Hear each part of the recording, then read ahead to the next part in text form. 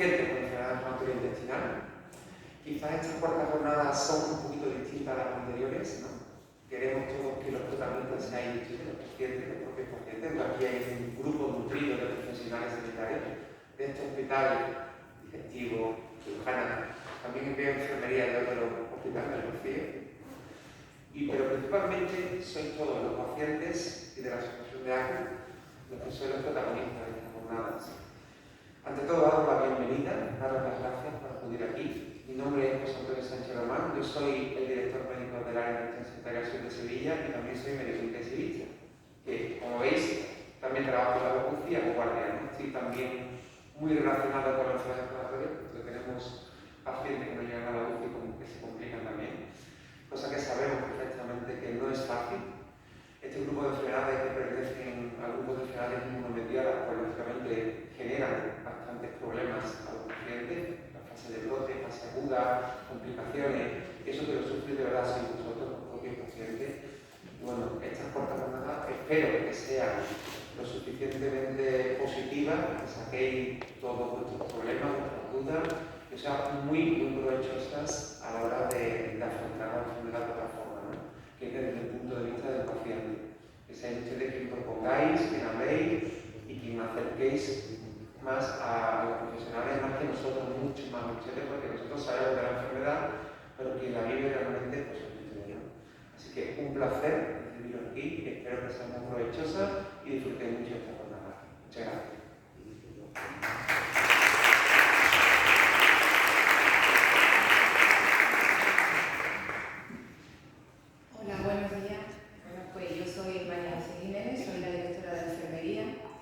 Durante mucho tiempo, y ahí es donde tengo mi sitio, he estado trabajando en el hospital de día junto con gente con el que yo aprendí muchísimo en el tratamiento de la enfermedad inflamatoria. Prácticamente casi se inició ahí el tema de los tratamientos con biológicos y demás. Ahí he desarrollado mucho mi faceta asistencial.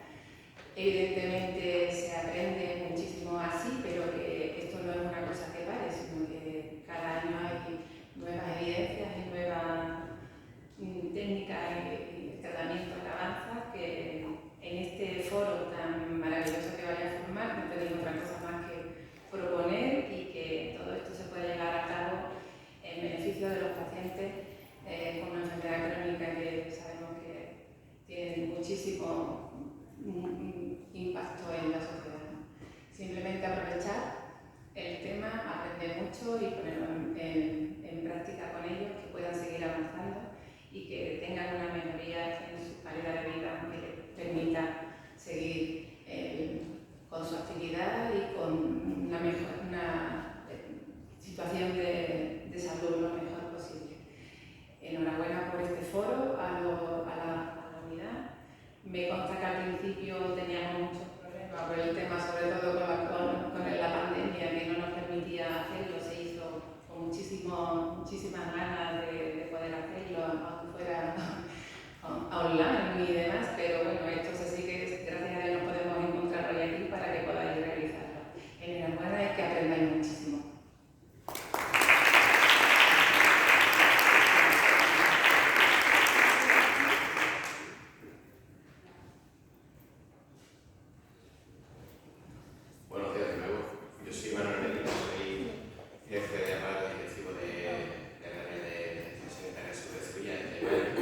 Recientemente y es un hospital que le tengo mucho cariño.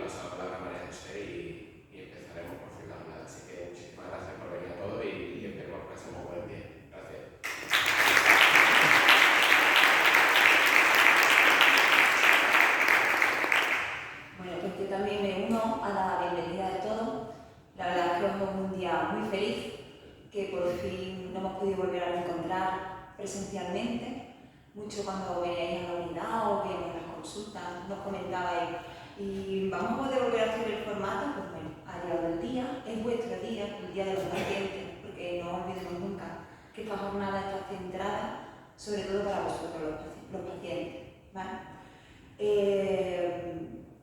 Me uno un poquito a lo que dice el doctor Medina, lo hemos preparado con mucha ilusión, con muchas ganas, esperemos que podamos resolver todas las dudas que podáis tener. Hay diferentes tipos de foros, de mesas con diferentes tipos de temáticas, para que un poquito podamos resolver las dudas, las necesidades y también la oportunidad de daros a conocer todos los avances que hemos ido haciendo en la unidad, tanto en el área de la unidad de día, sobre todo donde han sido los grandes avances, o en las consultas, para que tengáis muy claro todos los recursos que desde la unidad os estamos poniendo para que nadie se quede sin poder acceder a una atención de calidad porque no conozca todos los recursos que estamos intentando poner. Ese es nuestro gran objetivo con la jornada de hoy y poder resolver vuestras dudas y que podamos tener un espacio para compartir. Bienvenidos a todos y os invito a disfrutar el día de hoy.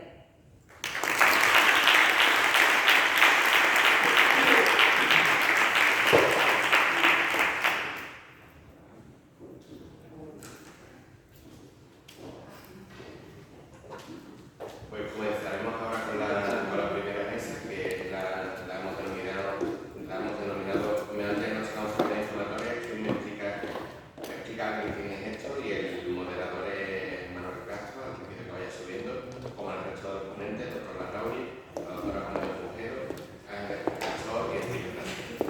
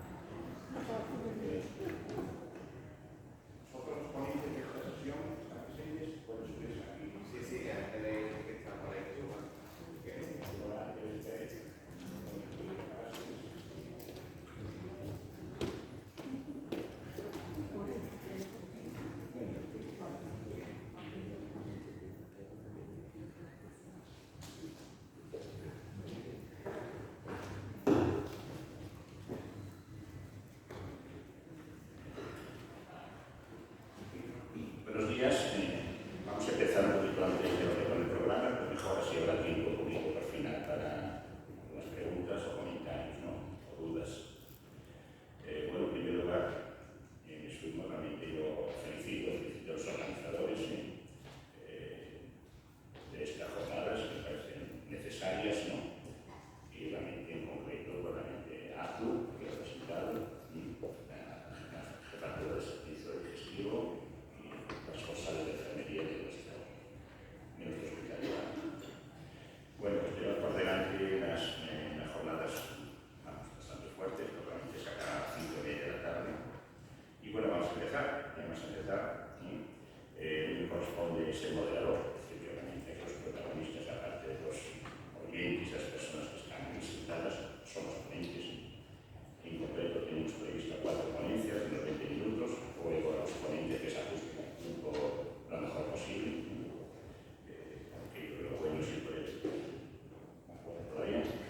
Y realmente, bueno, pues tenemos 4 ponencias: doctora Larrauri, doctora Lourdes Gómez, Ángel Castor y Enrique Praseres, todos ellos muy expertos y por eso están aquí en la enfermería inflamatoria intestinal.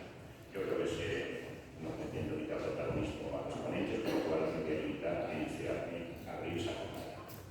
La primera ponencia, bueno, se ha llamado esto en general, mediante los cirujanos de inflamatoria, me explica en qué es, bueno, me parece correcto, pero lo primero realmente, el doctor Larrauri va a responder, yo creo que parte de esta pregunta, porque dice, ¿qué es la enfermedad inflamatoria intestinal? Pues el doctor Larrauri seguro que nos va a explicar distorsionar mucho. Por lo tanto, al final, pues abrimos un turno de preguntas antes de finalizar esta primera sesión. Doctora Larrauri, Juan Larrauri, cuando usted quiera. Gracias, Manuel. Yo soy Juan Larrauri, para que no me conozcan, médico de servicio digestivo de este hospital. Llevo aquí 3 años aproximadamente. Estoy muy contento de estar en este hospital, sobre todo por el personal de mi servicio, que es inmejorable. Y, en fin, que me ha gustado mucho y espero jubilarme aquí. Es la segunda vez que yo hablo así para pacientes y asociación de pacientes. La primera vez fue un tema muy concreto y fue fácil porque era el tema del coronavirus, las vacunas y la enfermedad inflamatoria intestinal, y era muy concreto.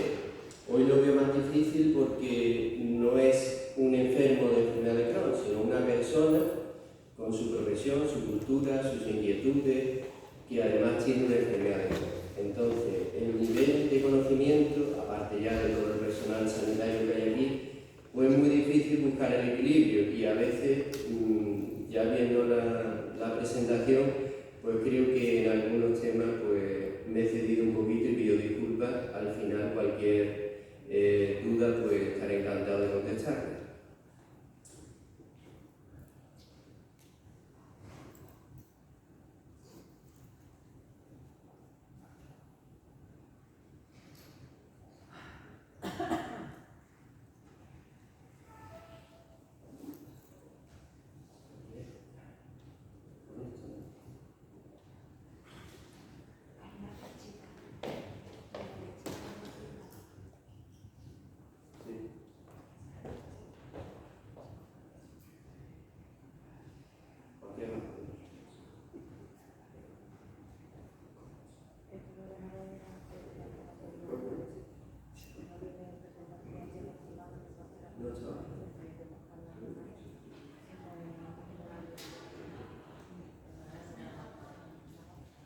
Bueno, pues ya sin más retraso empezamos ya la presentación.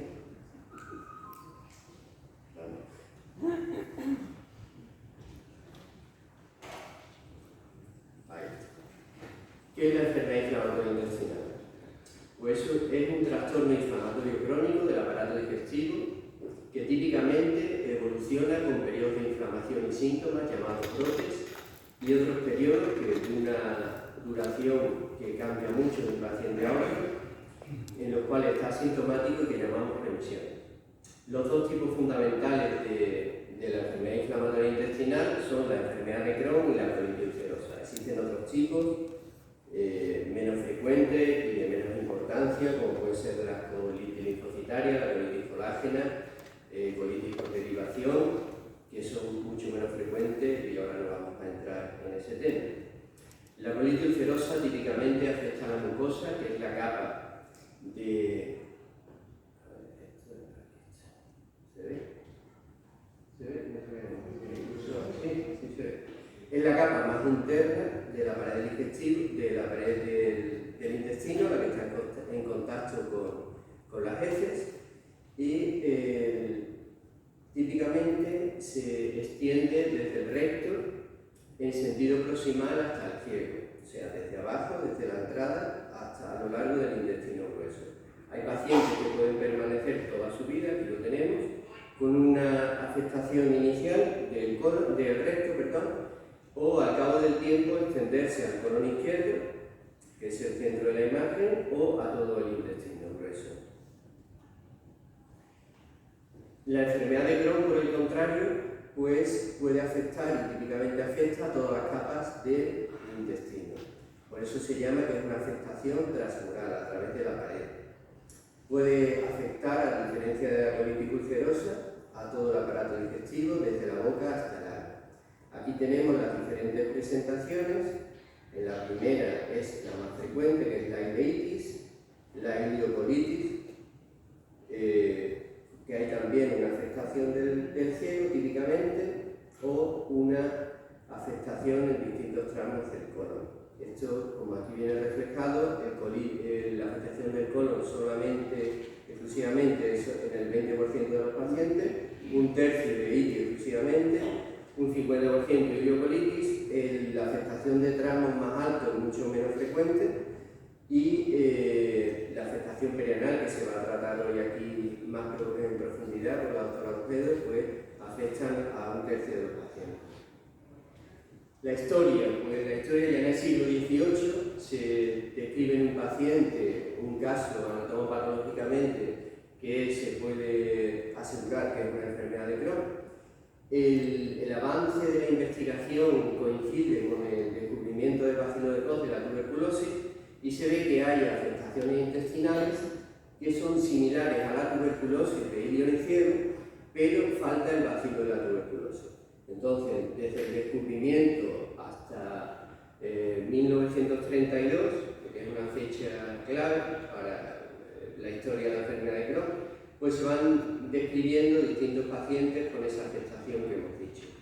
En 1932, estos tres autores hablan por primera vez de itis terminal como una enfermedad diferente y crónica. El término no tuvo mucho éxito, hubo mucha controversia porque, aparte de que no englobaba la afectación del colon, el término de terminal pues parecía que era una enfermedad terminal. Entonces, pues a la gente no le gustaba mucho ese término, por lo cual se llamó enfermedad de Crohn, simplemente porque por orden alfabético Crohn es el primero que aparece en la publicación. Se podría haber llamado Ginsburg o Oppenheimer. La historia de la colitis ulcerosa pues comienza en el siglo XIX y ya vemos que las características se describen perfectamente lo que ha sido el conocimiento de esta enfermedad a lo largo del tiempo. Se denomina colitis idiopática de causa desconocida, que todavía no conocemos. Era distinta del disentería baciliar, que era una enfermedad que producía diarrea, con sangre en muchas ocasiones y de causa infecciosa. Y Samuel Will también escribió el primer caso de megacolon tóxico, que es la presentación más grave de la colitis ulcerosa, una dilatación del colon y un adelgazamiento de la pared que antiguamente, antes de la llegada de los corticoides, tenía una mortalidad del 30% y se redujo considerablemente, aunque ahora estén tan desacreditados los corticoides, han supuesto mucho en el tratamiento de esta enfermedad durante muchísimos años. Se describe posteriormente su naturaleza crónica y las recaídas de la enfermedad y se plantea el origen infeccioso o psicosomático. También son dos aspectos que se siguen investigando a día de hoy. En el siglo XX se produce el gran avance con el descubrimiento del ADN, de la genética y posteriormente de la inmunología, que han permitido profundizar mucho en el conocimiento de los mecanismos que ponen en marcha la enfermedad. Se sabe que intervienen varios factores, bueno, múltiples factores, pues son genéticos, inmunológicos y ambientales. El tracto gastrointestinal es la principal superficie de intercambio de comunicación entre el medio interno y el externo, tiene una extensión con las vellosidades extendidas de 300 a 400 metros cuadrados en un adulto y posee estructuras que analizan las sustancias, los millones de sustancias que atraviesan el aparato digestivo a lo largo de la vida de una persona. Entonces es muy importante el análisis de esas sustancias. Tanto es así que se le ha llamado a los microorganismos que colonizan y habitan habitualmente en el colon como otro órgano diferente del organismo, valga la redundancia. Estos microorganismos, que son fundamentalmente bacterias, pues se estima en unos 100 millones más o menos, entre 500 y 1000 especies distintas de bacterias, aparte de otros organismos que ocasionalmente, como he dicho, pues puedan pasar por el aparato digestivo, por los alimentos, el ambiente, en fin, todo lo que ya sabemos todos. No todo el aparato digestivo tiene la misma cantidad de bacterias. El estómago y el duodeno, por las secreciones ácidas y la bilis, pues tienen muy poca cantidad de bacterias, generalmente adheridas a la pared, el más típico del Helicobacter pylori. A medida que se progresa, pues van aumentando también las bacterias. El intestino delgado también contribuye a la defensa del peristaltismo que tiene, que impide que colonicen esas bacterias, y digo, de yeyuno a ilio ya se multiplica muchísimo y ya el colon frente al intestino delgado tiene 10.000 veces más bacterias que el intestino delgado. Funciones de esta microbiota que cada vez se ha visto más importancia, pues una función de nutrición y metabolismo, se producen ácidos grasos, vitaminas, proteínas. ¿A qué decir por qué se produce todo esto? Por las bacterias de esos 500 a 1000 especies diferentes de bacterias que hemos dicho, que poseen enzimas que incluso el organismo no posee. Entonces, por eso son muy importantes. Una función defensiva, al estar colonizado por esas bacterias que llamemos que son buenas, pues impiden que otros organismos patógenos, perjudiciales, puedan colonizar fácilmente el intestino y con él pasarían al resto del organismo. Y además, esas bacterias producen sustancias que inhiben su crecimiento y compiten por los nutrientes. Se ha visto también que los pacientes en los que se hace una derivación y no, perdón, en los que están en animales en los que se cría una situación estéril, pues la diferenciación de la mucosa y el desarrollo del sistema inmune es muy eficiente. Con lo cual favorecen también este desarrollo y tanto del sistema inmune como de las propias células del intestino. Viendo la cantidad de bacterias que tiene el aparato digestivo y la cantidad de sustancias que la realizan a diario, lo normal es que estuviera continuamente inflamado. Y no es así, gracias a Dios no es así, porque si no se destruiría o se dañaría gravemente, como sucede en los casos graves de la enfermedad, ¿no? Entonces, el sistema inmune mantiene un nivel bajo de inflamación, que es una inflamación fisiológica, para estar alerta contra estas sustancias y estos posibles microorganismos que lo pueden atacar. Por eso vemos nosotros en las biopsias con mucha frecuencia cambios inflamatorios mínimos. Eso es fisiológico, eso es normal. Entonces, como he dicho, tiene que haber un cierto grado de tolerancia para distintas sustancias y sobre todo una tolerancia inmunológica para las propias células del intestino y para esas bacterias que están en simbiosis residiendo con nosotros y que nos beneficiamos de ellas y ellas de nosotros. Al mismo tiempo, el sistema inmune tiene que identificar a los posibles agresores y poner un mecanismo inflamatorio para defenderse de ellos. La importancia de esta microbiota o microflora pues se ha visto y cada vez, como he dicho, se da más importancia porque la sociedad, y podría explicar por qué las sociedades occidentales tienen más incidencia de enfermedades alérgicas y autoinmunes, porque se ha visto que en las personas que durante su infancia están en un ambiente cuanto más estéril, menos contacto con microorganismos, más riesgo hay de que aparezcan estas enfermedades alérgicas y autoinmunes por pérdida de esa tolerancia inmunológica. Causas, como he dicho, intervienen factores genéticos, inmunológicos y ambientales. Al final, después de todos estos estudios, pues se cree que un factor muy importante es una respuesta anómala frente a la microbiota. Y esa respuesta anómala podría en marcha unos mecanismos inflamatorios que causan el daño de la mucosa. ¿Qué puede contribuir a esto? Pues una base genética, una alteración inmunitaria, una alteración de la barrera mucosa que permite que pasen más gérmenes al interior y un desequilibrio entre las diferentes bacterias que colonizan el intestino. Por eso, a veces un brote de una gastroenteritis, una infección con un patógeno puede poner en marcha todo este mecanismo y desencadenar una enfermedad inflamatoria. Muchos pacientes dicen en la consulta: yo he hecho algo, porque me ha parecido a mí esto, debería haber hecho otra cosa, no debería haber hecho nada, ni hay nada que modificar, así que tú ya puedes modificar tu vida para que aparezca esto.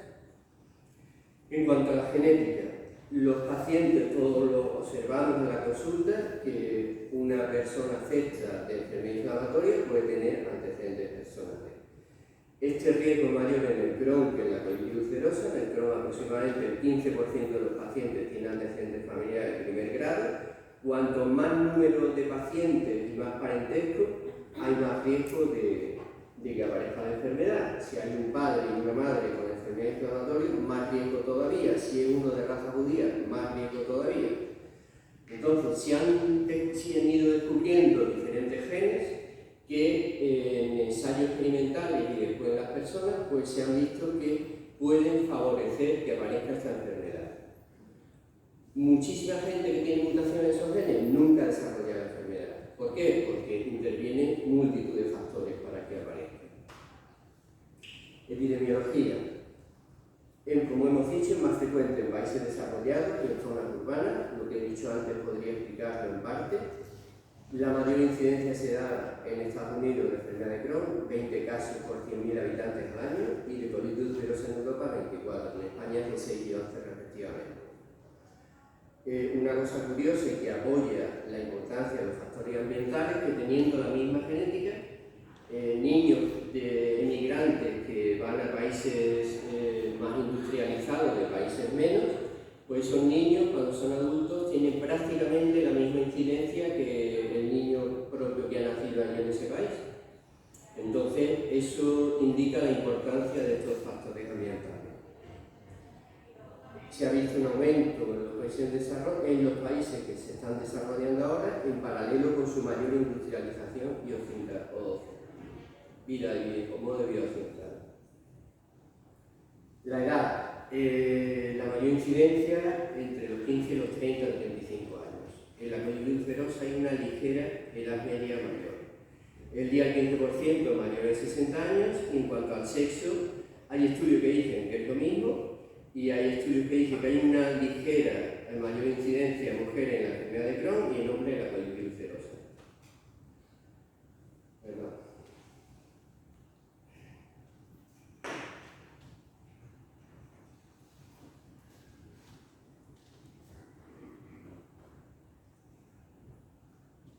En cuanto a la clínica, depende, como es lógico, de la intensidad del brote de la inflamación. Cuando un brote leve, pues puede haber diarrea, que lo típico es la diarrea, con o sin sangre y dolor abdominal o retortijones, y tenemos casos de tosis afecta al recto. Desde un brote moderado, con más deposiciones, ahí puede haber también astenia, puede aparecer anemia, dolor más intenso y puede aparecer febrícula. Y el grave, pues más deposiciones, un dolor más intenso, ya una afectación general con fiebre, palpitaciones, pérdida de peso que puede ser rápida. Síntomas extraintestinales con inflamación de otros órganos, pues hinchazón y dolor articular, enrojecimiento, dolor ocular, lesiones cutáneas. La mayoría de estos síntomas coinciden con los brotes, aunque pueden no coincidir y cada uno por su lado, por ejemplo la condilitis anquilosante, o en la uveitis, o en la colonitis inflexante. La clínica, el Crohn suele tener un inicio más insidioso, los síntomas dependen también de la localización, de su extensión, del grado de inflamación y de las posibles complicaciones. Los más frecuentes son diarrea intermitente de varias semanas de evolución, con poco sangre y el dolor abdominal. Y también son muy frecuentes el cansancio y la pérdida de peso y la malnutrición. Ahí puesto todas las sustancias que se pueden producir por malabsorción y se pueden dar en personas con una afectación extensa, también por los requerimientos de energía que aumentan los brotes y la pérdida de proteínas también. Causa más importante que estos pacientes que tienen dolor y diarrea, pues disminuyen la ingesta por temor a los síntomas, pues cada vez van comiendo menos. En los niños, pues el retraso de crecimiento es un problema importante y puede ser el síntoma de dolor. La fiebre es menos frecuente y se puede ver a la propia inflamación o a una complicación infecciosa.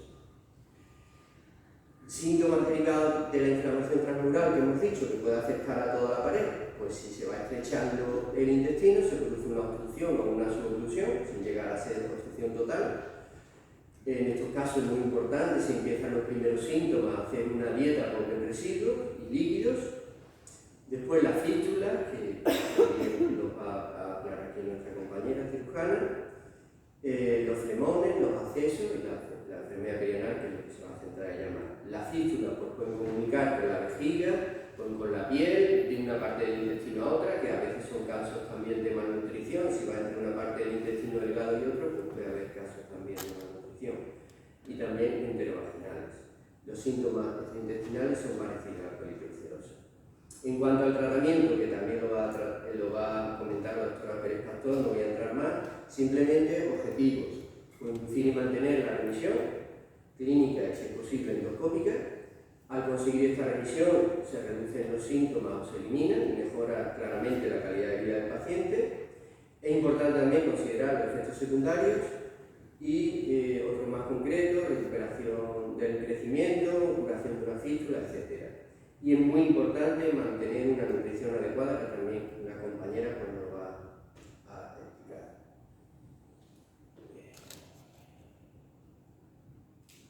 Ahora atrás, ¿cómo se llama? Es que como lo veo, he dicho unas palabritas del tratamiento en cuanto al curso. Vamos a hablar del curso de la enfermedad en el paciente que hace el tratamiento. Es muy importante, como es una enfermedad crónica, se lo digo a los pacientes, la adherencia al tratamiento. Eso es fundamental. Yo sé que es difícil, cualquier persona con una enfermedad crónica pues sabe lo difícil que es todos los días tomar una pastilla, y más si son unas cuantas, y eso mantenerlo a lo largo de toda la vida es muy difícil. Pero gracias a eso es lo que ha cambiado el curso de la enfermedad y a todos los avances que ha habido en los tratamientos. Entonces, con el tratamiento, pues la evolución, lo típico es que aparezcan brotes, se trate, mejore, y un periodo que puede ser más o menos largo de remisión, en el cual el paciente no tiene síntomas o son síntomas muy leves. Una cosa muy importante también, que muchos síntomas no son debido a la enfermedad inflamatoria intestinal. Un paciente con una colitis ulcerosa o Crohn puede tener también un colon irritable, puede tener una diverticulosis, puede hacer en un momento dado una gastroenteritis aguda, puede tener otra causa de diarrea en el Crohn, una mala absorción de sales biliares, pero si te quitan la vesícula, pues se secretan muchas sales biliares y eso puede empeorar la diarrea y no ser causa de que estás en brote. Cuando te hace una resección intestinal lo mismo, se absorbe menos líquido y es más fácil que aparezca la diarrea. Ya los pacientes se van dando cuenta y ellos ya pues conviven con sus síntomas. Hay pacientes porque están habituados a tener 3-4 deposiciones después de una resección intestinal y lo ven como algo normal y adaptan su vida a ello.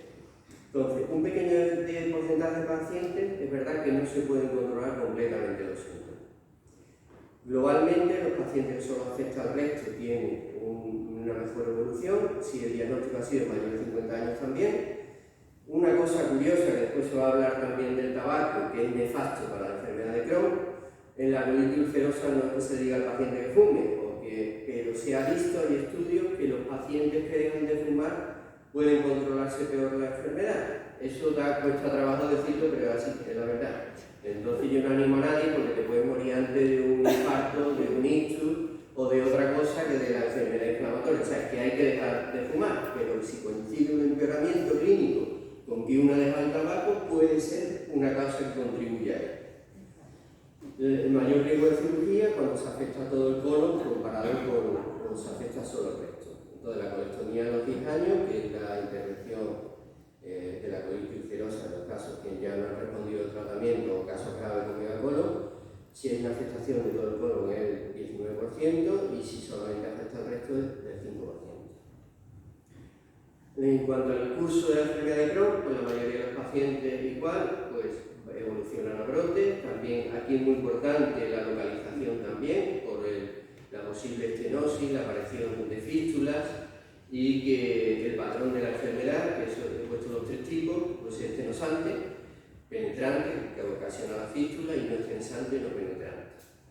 Alrededor del 20% presenta una remisión prolongada después del primer brote, y algunos tienen un curso progresivo continuo de enfermedad articular. Para esos factores de riesgo, cuanto más edad sea el diagnóstico, por eso somos más agresivos en cuanto al tratamiento, en cuanto a iniciar tratamientos biológicos antes en personas cuanto más jóvenes que en una persona de una edad mayor, por este motivo. El tabaco, que se ha visto que evoluciona muchísimo peor control de los brotes y más riesgo de cirugía.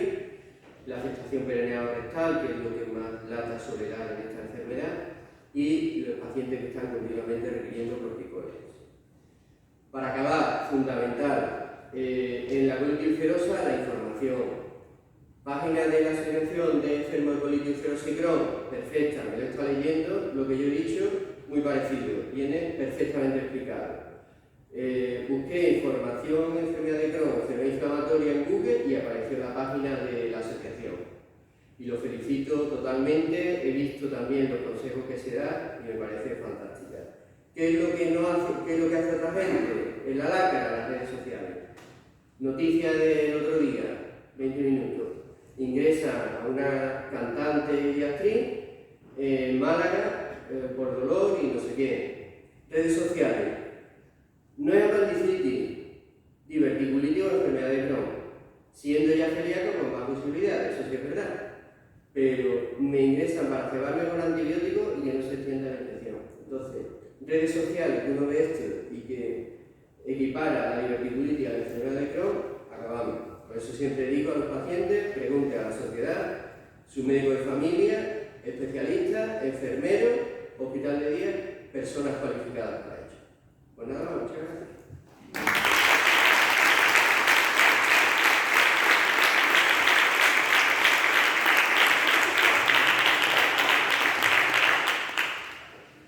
Muchas gracias, Juan, por tu exposición, que ha hecho claramente preguntas mejor al final. Las apuntáis, son memorizáis y al final hacéis las dudas que tengáis al doctor Navarro. Bueno, continuamos. Repito, intentar ajustarse al tiempo. Tenemos tiempo para los comentarios, preguntas o dudas. Bueno, a continuación, en componente tenemos la suerte de tener a la doctora Lourdes Gómez Bujel, cirujana especializada de aparato digestivo, en concreto en enfermedades veterinaria, en proctología.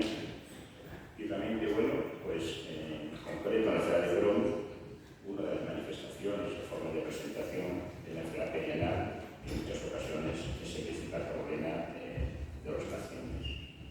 La enfermedad perianal, realmente, la doctora Gómez Bujel nos habla claramente de ellos, es uno de los aspectos en que es necesaria la colaboración estricta entre médicos o gastroenterólogos y cirujanos, ¿no? Es fundamental. Entonces, bueno, vamos a aprender mucho con la doctora Gómez Bujel sobre la enfermedad perianal cuando quiera.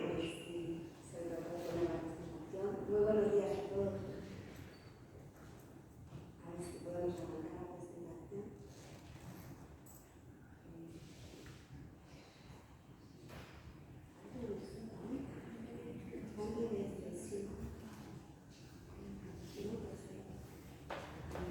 Disculpadme un momentito de...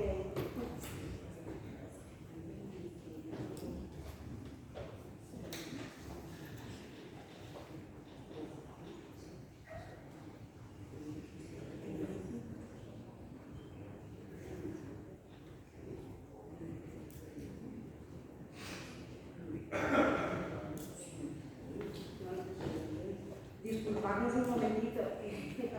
Antes se inició, arrancó sin problema la presentación y no sé ahora por qué está en este formato.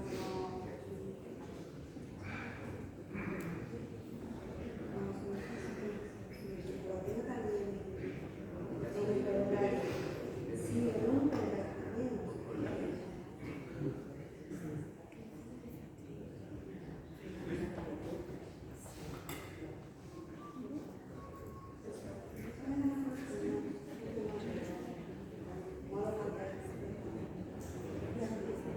Bueno, más o menos lo podéis ver bien así, ¿verdad?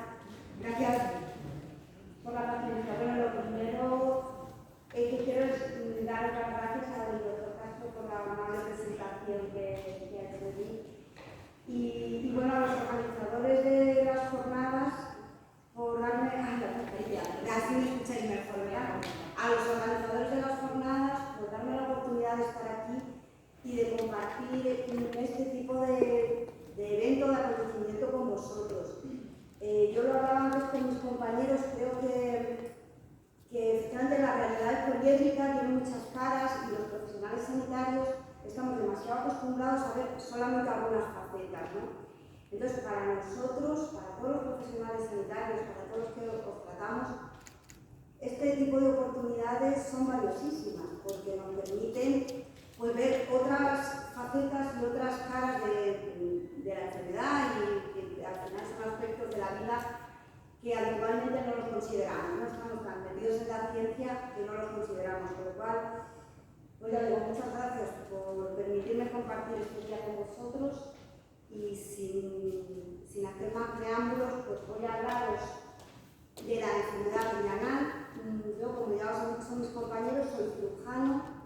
Desde hace poco más de un par de años, concretamente nos una consulta monográfica de proctología, es decir, que se dedica no solo a la enfermedad inflamatoria, sino a todas las enfermedades del recto y del ano, de la región perianal, pues intentamos centralizarlas en esta consulta y en esta pequeña unidad, ¿no? Y entre estos pacientes, pues un número no desdeñable sois vosotros, pacientes con enfermedad inflamatoria intestinal, que tenéis también de forma coincidente pues afectación perianal. Consideramos afectación perianal el conjunto de manifestaciones, de síntomas que ocurren en el ano y en el periné en el contexto de pacientes con enfermedad inflamatoria intestinal. La cantidad de patologías que vemos es muy variada, o sea, no podemos decir que la afectación perianal sea una sola enfermedad. De hecho, pues hay afectación perianal que se debe a la enfermedad de Crohn o a la colitis ulcerosa, y hay también pacientes con enfermedad inflamatoria que tienen otras enfermedades perianales, por ejemplo, hemorroides, pues tenemos muchísima gente, tengamos una enfermedad inflamatoria o no lo tengamos. Es decir, que tenemos tanto afecciones que son propias, características de afectación perianal, características de la enfermedad inflamatoria, y luego pues todas las otras afecciones perianales que cualquiera podemos tener, ¿vale? Entre las manifestaciones más características están las fisuras de ano, sobre todo en la enfermedad de Crohn, también en la colitis, pero sobre todo en la enfermedad de Crohn. Las fisuras anales son muy características, tienen una morfología muy específica y se dan con cierta frecuencia. Son bastante específicas también las úlceras rectales y las úlceras anales, que estarían pues bueno, en el mismo contexto en el que se puede inflamar y ulcerar la mucosa en cualquier otro tramo del tubo digestivo, como ya han citado los compañeros. También son muy característicos y nos ayudan al diagnóstico y a la sospecha de estos fibromas edematosos, o que también llamamos skin tags o fibromas cutáneos, que a veces se confunden con una hemorroide externa y que son muy característicos, como digo, de la enfermedad inflamatoria. Y también la presencia de fístulas perianales con todo lo que ello conlleva: fístula, supuración crónica, infecciones periódicas, accesos perianales, necesidad de drenaje. Estos también son muy característicos de la enfermedad inflamatoria, en particular del Crohn.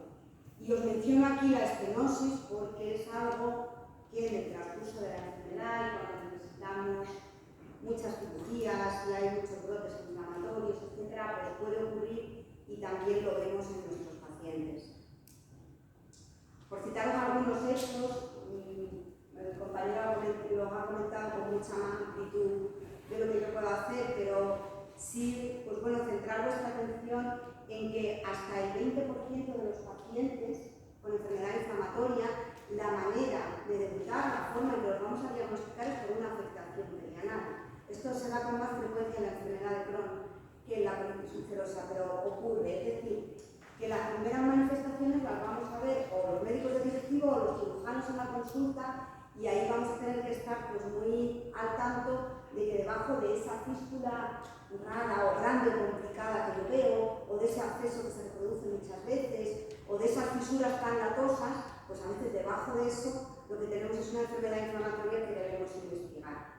La afectación perianal en general es variable en función un poquito también de las fuentes que consultemos, pero entre el 15 y el 50%, 43% os puse ahí, de los pacientes con enfermedad inflamatoria van a tener afectación perianal en algún momento de su vida. Como también dijo el doctor Larrauri, es un marcador pronóstico, sobre todo en la enfermedad de Crohn, la presencia de afectación perianal como evolución. Y os subrayo un aspecto que para mí es muy importante. Mirad, esto se sale de las estadísticas. No hay estadísticas, o tenemos muy pocas estadísticas de esto, pero es muy importante. ¿Por qué? Pues porque la afectación perianal, mirad, a lo mejor no pone tanto en riesgo la vida, no necesita tantos ingresos, no necesita, salvo casos excepcionales, hospitalizaciones prolongadas ni cirugías terribles, pero afecta mucho a la calidad de vida. La afectación perianal en cualquier enfermedad, en la enfermedad inflamatoria también, pero son enfermedades dolorosas, molestas, que nos condicionan la calidad de vida mucho, que producen supuración, que nos dan mucho pudor, que no nos gusta hablar de ellas, que nos incomodan y que por eso tenemos que tratar con mucho mimo y con mucho tiento. Lo primero, para que mejoren los síntomas de los pacientes, y lo segundo, porque en definitiva lo que tenemos nosotros en el horizonte es que los pacientes vivan mejor, que ese es nuestro trabajo, ¿no? Hacer que los pacientes vivan mejor y que de alguna forma estén confortables. Entonces,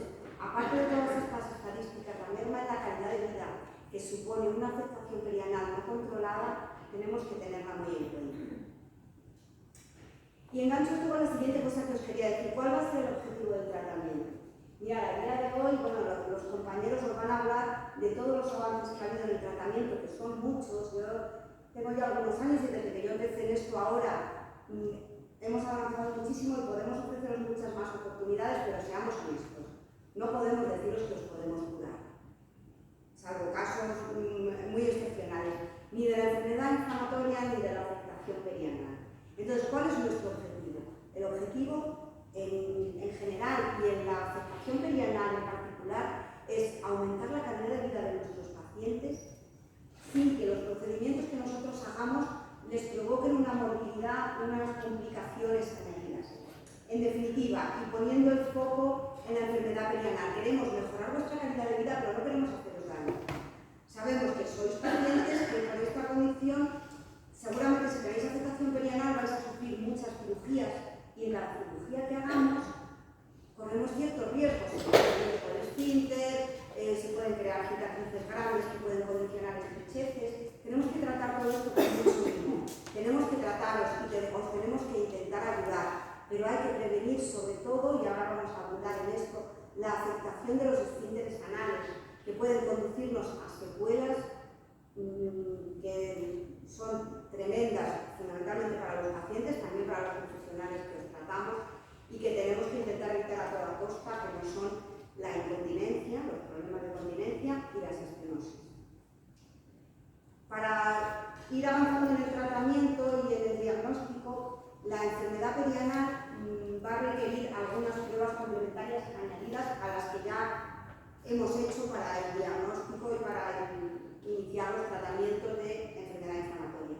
Cuando hay afectación perianal, a veces cuando es la forma de debut, como hemos dicho en ese 20% de los casos, pues una buena historia clínica y una exploración física que vea esos fibromas cutáneos, esas fisuras excéntricas y tal, eso ya nos orienta mucho. El diagnóstico lo confirmarán los compañeros con una colonoscopia, con una hidrocolonoscopia. Pero además de eso vamos a necesitar ir un poquito más allá. Los cirujanos y los médicos que vamos a tratar tenemos que saber cómo son los trayectos de las fístulas, hasta dónde profundiza la fisura, qué accesos hay, dónde hay infección, dónde no la hay, porque en función de eso es como va a ir cambiando el tratamiento. Y para eso vamos a pedir otras pruebas como son la ecografía inguinal y la resonancia magnética fundamentalmente. El TAC lo usamos en algunos casos, sobre todo en urgencias, pero menos. Y muchas veces, ante la duda, tenemos que recurrir a exploraciones anales bajo anestesia, porque a veces, por ejemplo, el paciente está tan dolorido o tan fastidiado por la afectación perianal que tiene que no podemos hacer una ecografía en la consulta sin causarle muchísimo dolor. Bueno, pues a lo mejor eso lo tenemos que hacer bajo anestesia, o tenemos que lograr los trayectos de las fístulas para hacer citologías y hacer cultivos y tal. Eso también hay que hacerlo bajo anestesia y lo haremos en quirófano muchas veces.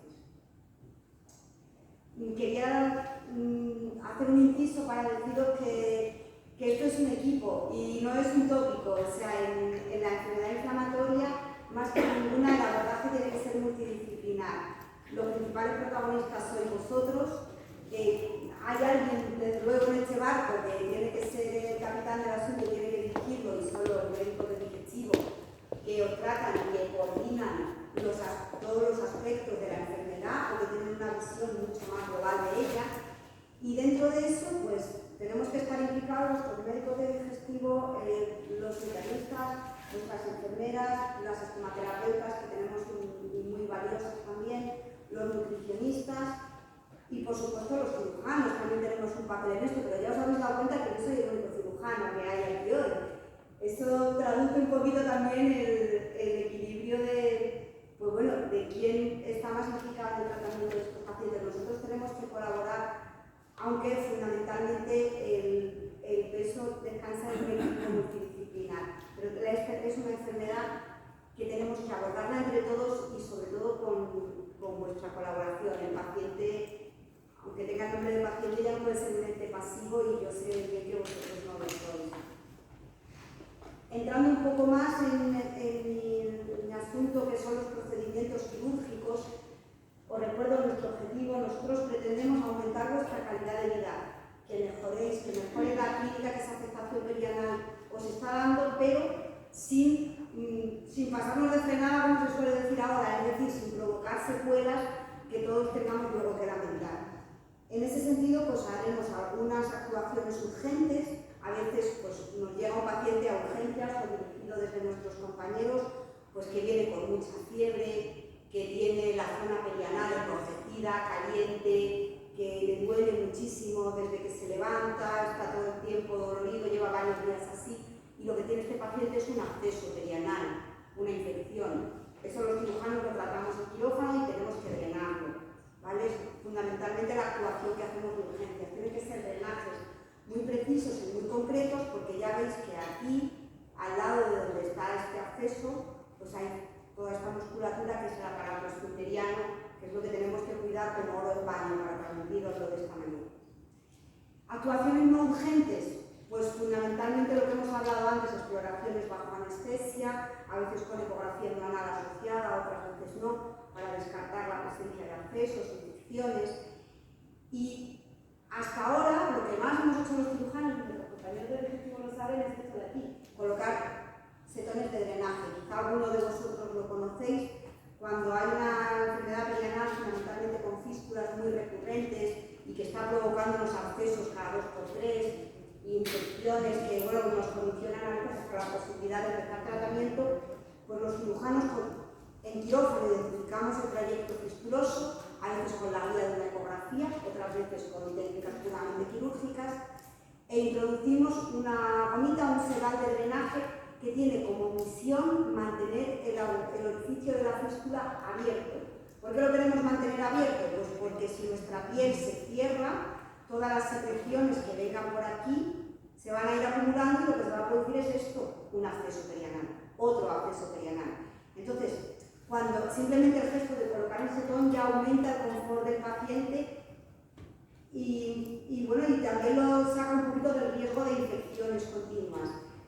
Cuesta un poquito acostumbrarse a ello, pero yo tengo pacientes, tanto con enfermedad inflamatoria como sin ella, que no quieren quitarse el setón por nada del mundo, porque a lo mejor después de muchos años de guerra es lo único que les ha dado un poco de paz.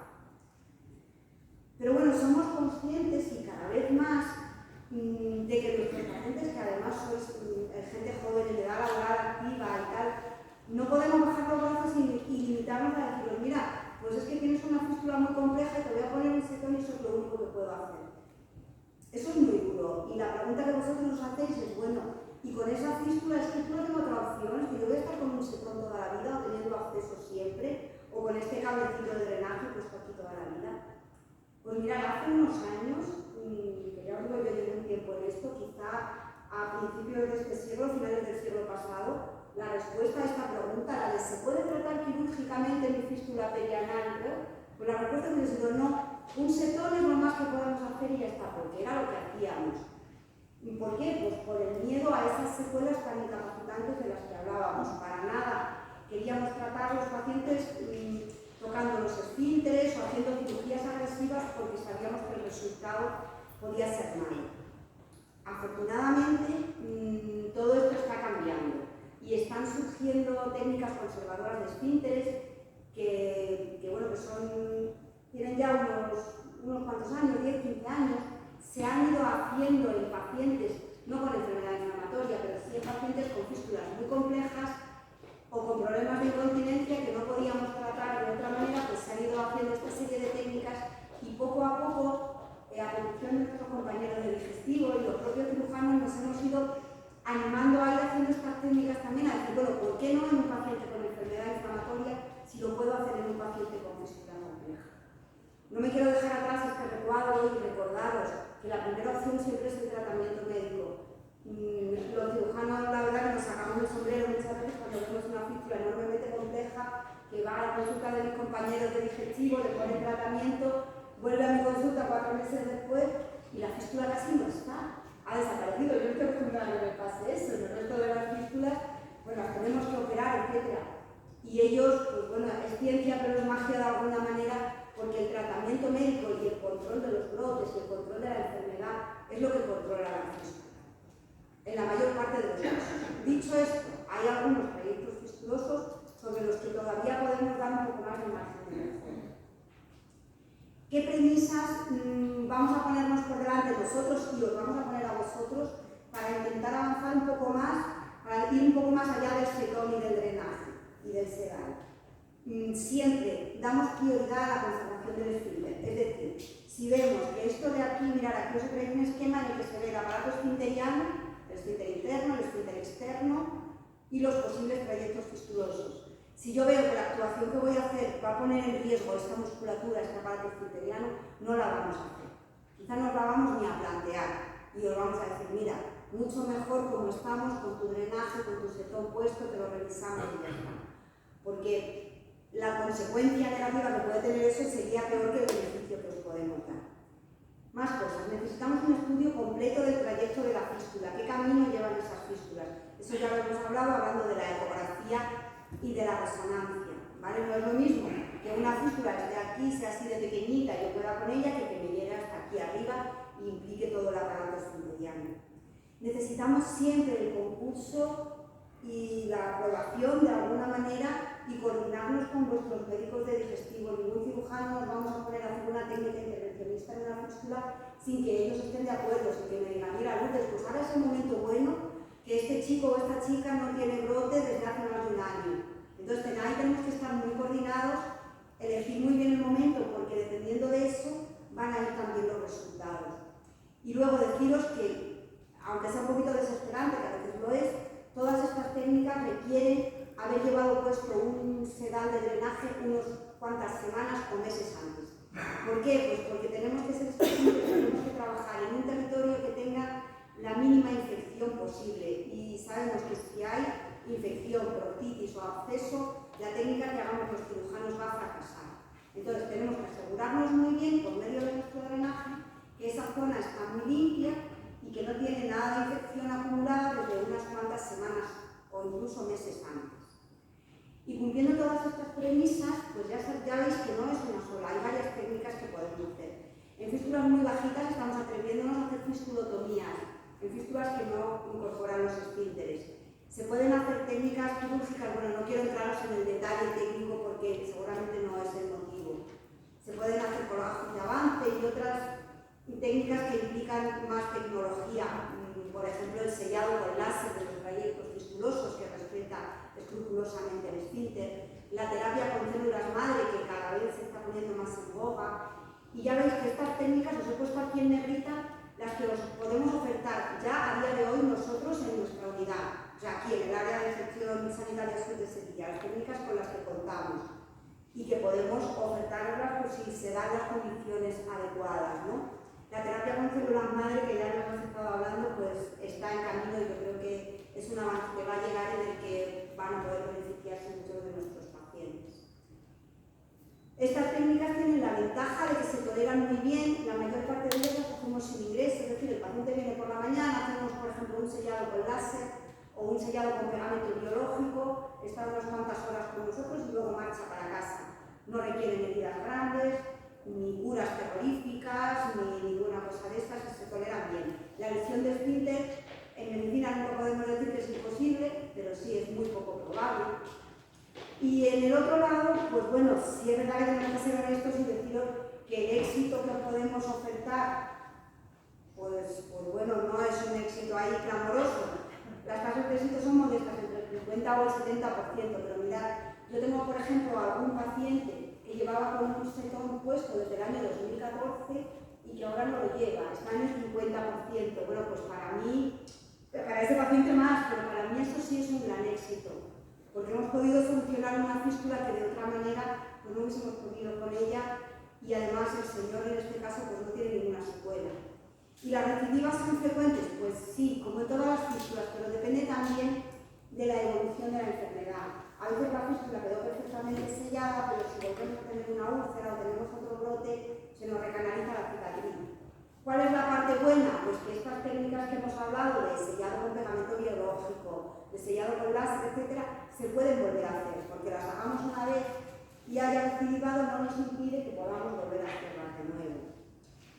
Y bueno, yo como hablé con mis compañeros no quería extenderme mucho más, porque yo creo que la parte nuclear de esto es lo que vosotros nos vayáis a trasladar ahora. Vamos a seguir las órdenes del moderador y haremos las preguntas al final.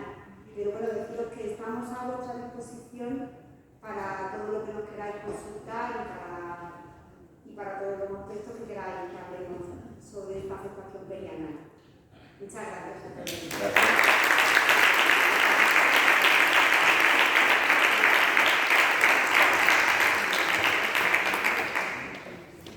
Gracias a todos. Sí.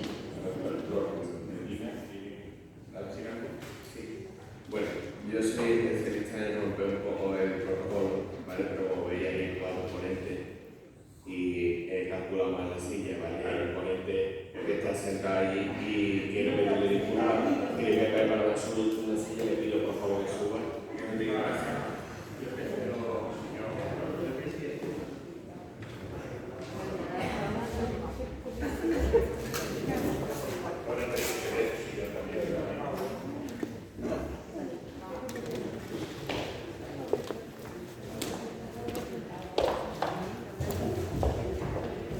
Bueno, pues continuamos, seguimos con suerte porque ahora mismo va a participar la doctora Ángeles Pérez Castor, miembro del Servicio Digestivo del Hospital de Barney, y nos va a hablar del tratamiento, ¿no?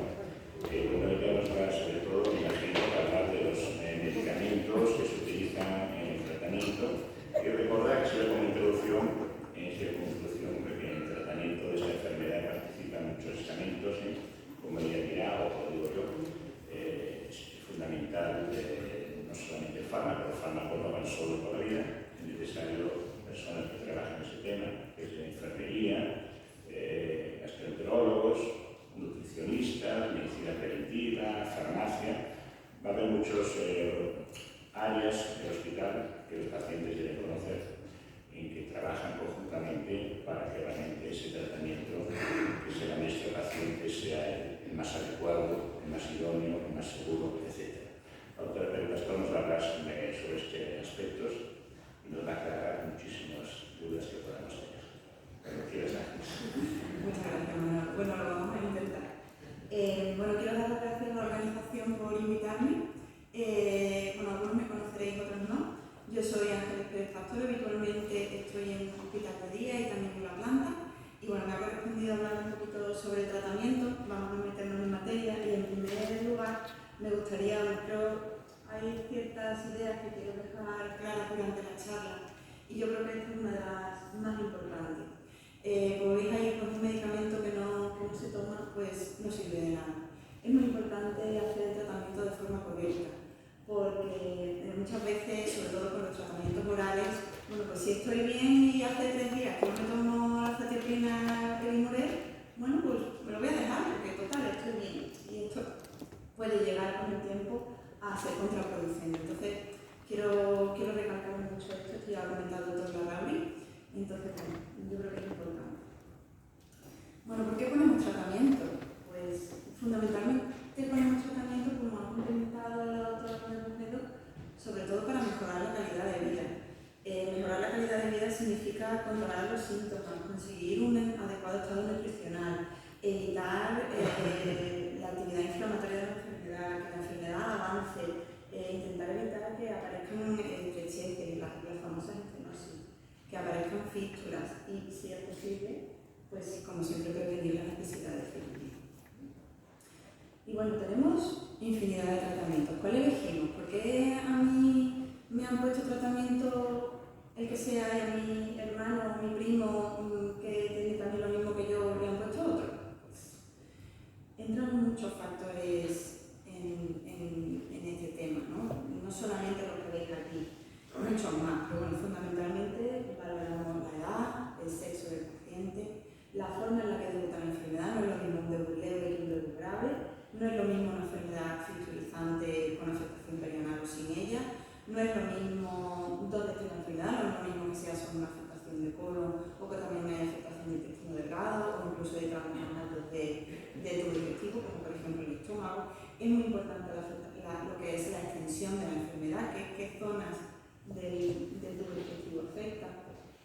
el número de brotes que se haya tenido al año, el curso clínico de la enfermedad, muchas otras cosas. Y sobre todo, pues también depende del tipo de enfermedad, si es Crohn o colitis. ¿Por qué? Porque es verdad que aunque todos los tratamientos de los que vamos a hablar posteriormente están aprobados para ambas enfermedades, hay algunos que solo están aprobados para colitis.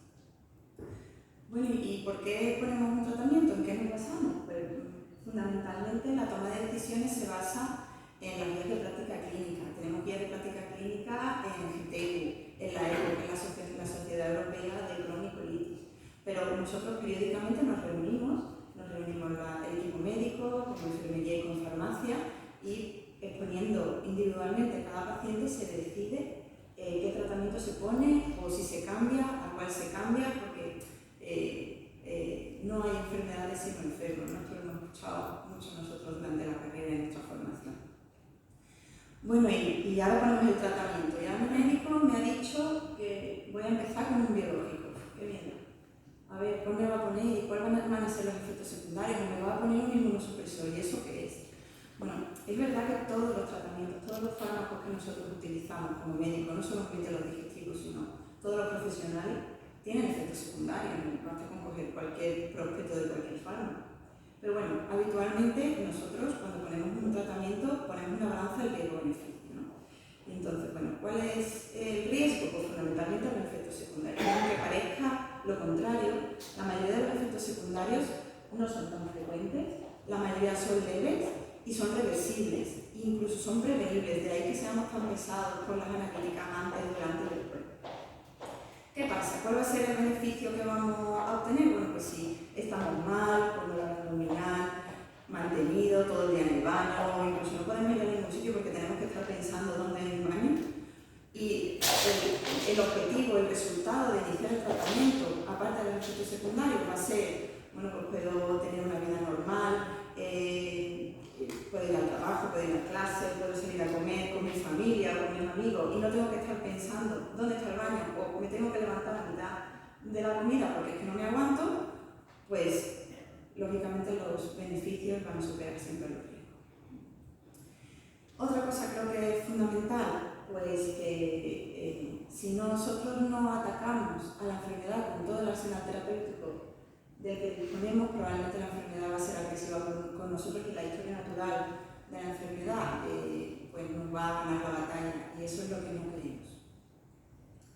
Bueno, ya metiéndonos en materia de los tratamientos, pues, ¿qué es lo que utilizamos? ¿No? Algunos quizás os suenen más que otros, pero bueno, por concretar, estos son los que vamos a comentar. Los más clásicos son la mesalazina, que son los aminosalicilatos y los corticoides, y luego ya pasaríamos a los inmunosupresores, los biológicos y los más nuevos, los que han salido más últimamente, que son los inhibidores de la electinasa. ¿Cómo ponemos los tratamientos? Pues normalmente es una estrategia en step-up, que significa que vamos subiendo escalones de tratamiento conforme la enfermedad nos lo va pidiendo o va siendo necesario. Entonces, generalmente iniciamos el tratamiento con aminosalicilatos o corticoides, y luego si vemos que no funcionan o que necesitamos dar un paso más porque no conseguimos una adecuada remisión de la enfermedad, pues pasamos a los inmunosupresores, y ya por último en la pirámide o al final de la escalera estarían los biológicos y los inhibidores de la electinasa. Bueno, vamos a empezar un poco hablando por aquellos tratamientos que podemos utilizar tanto en el mantenimiento como de la remisión, como en la inducción de la remisión, o sea, para controlar los brotes, ¿no? Y para prevenir que esto aparezca. Los más antiguos, o los que salieron primero probablemente junto con los corticoides, pues son las mesalacinas, que lo tenemos en varias presentaciones. Se puede administrar vía oral, que lo tenemos en comprimidos y en unos sobrecitos de granulado, y luego se puede administrar vía rectal.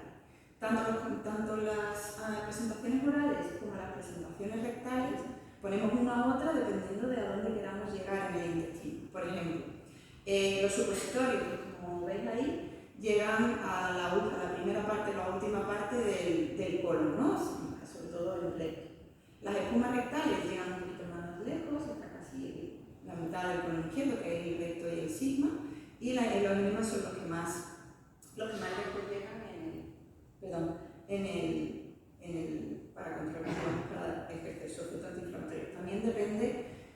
ponemos de la tolerancia que tenga cada paciente. Hay gente que, bueno, pues tolera muy bien el enema y hay quien el supositorio no lo puede tolerar o no lo aguanta bien. Eso también se vale. Bueno, los corticoides. Yo diría que los corticoides, quizás junto con los biológicos, son casi que la estrella de la corona. Porque yo tenía un compañero aquí que decía que los corticoides lo curan todo. Y bueno, los corticoides los utilizamos fundamentalmente para inducir la remisión. Es verdad que van muy bien, pero tienen como un contrapunto que tienen muchos efectos secundarios en tratamientos prolongados, no por tomarlo 1 o 2 semanas o 2 o 3 meses. Efectos secundarios fundamentales, los más conocidos son pues, fundamentalmente la osteoporosis o la alteración de los niveles de azúcar, la hipertensión o incluso alteraciones en los trastornos menstruales en las mujeres. Entonces, bueno, los ponemos, pero solamente inicialmente para inducir la remisión. ¿Cuáles son? Pues también hay varios y los utilizamos igual que las mesalacinas según a la parte del intestino a la que queramos llegar. Tenemos la clobetasona, la budesonida, el deflazacor, la metilprednisolona y la prednisona.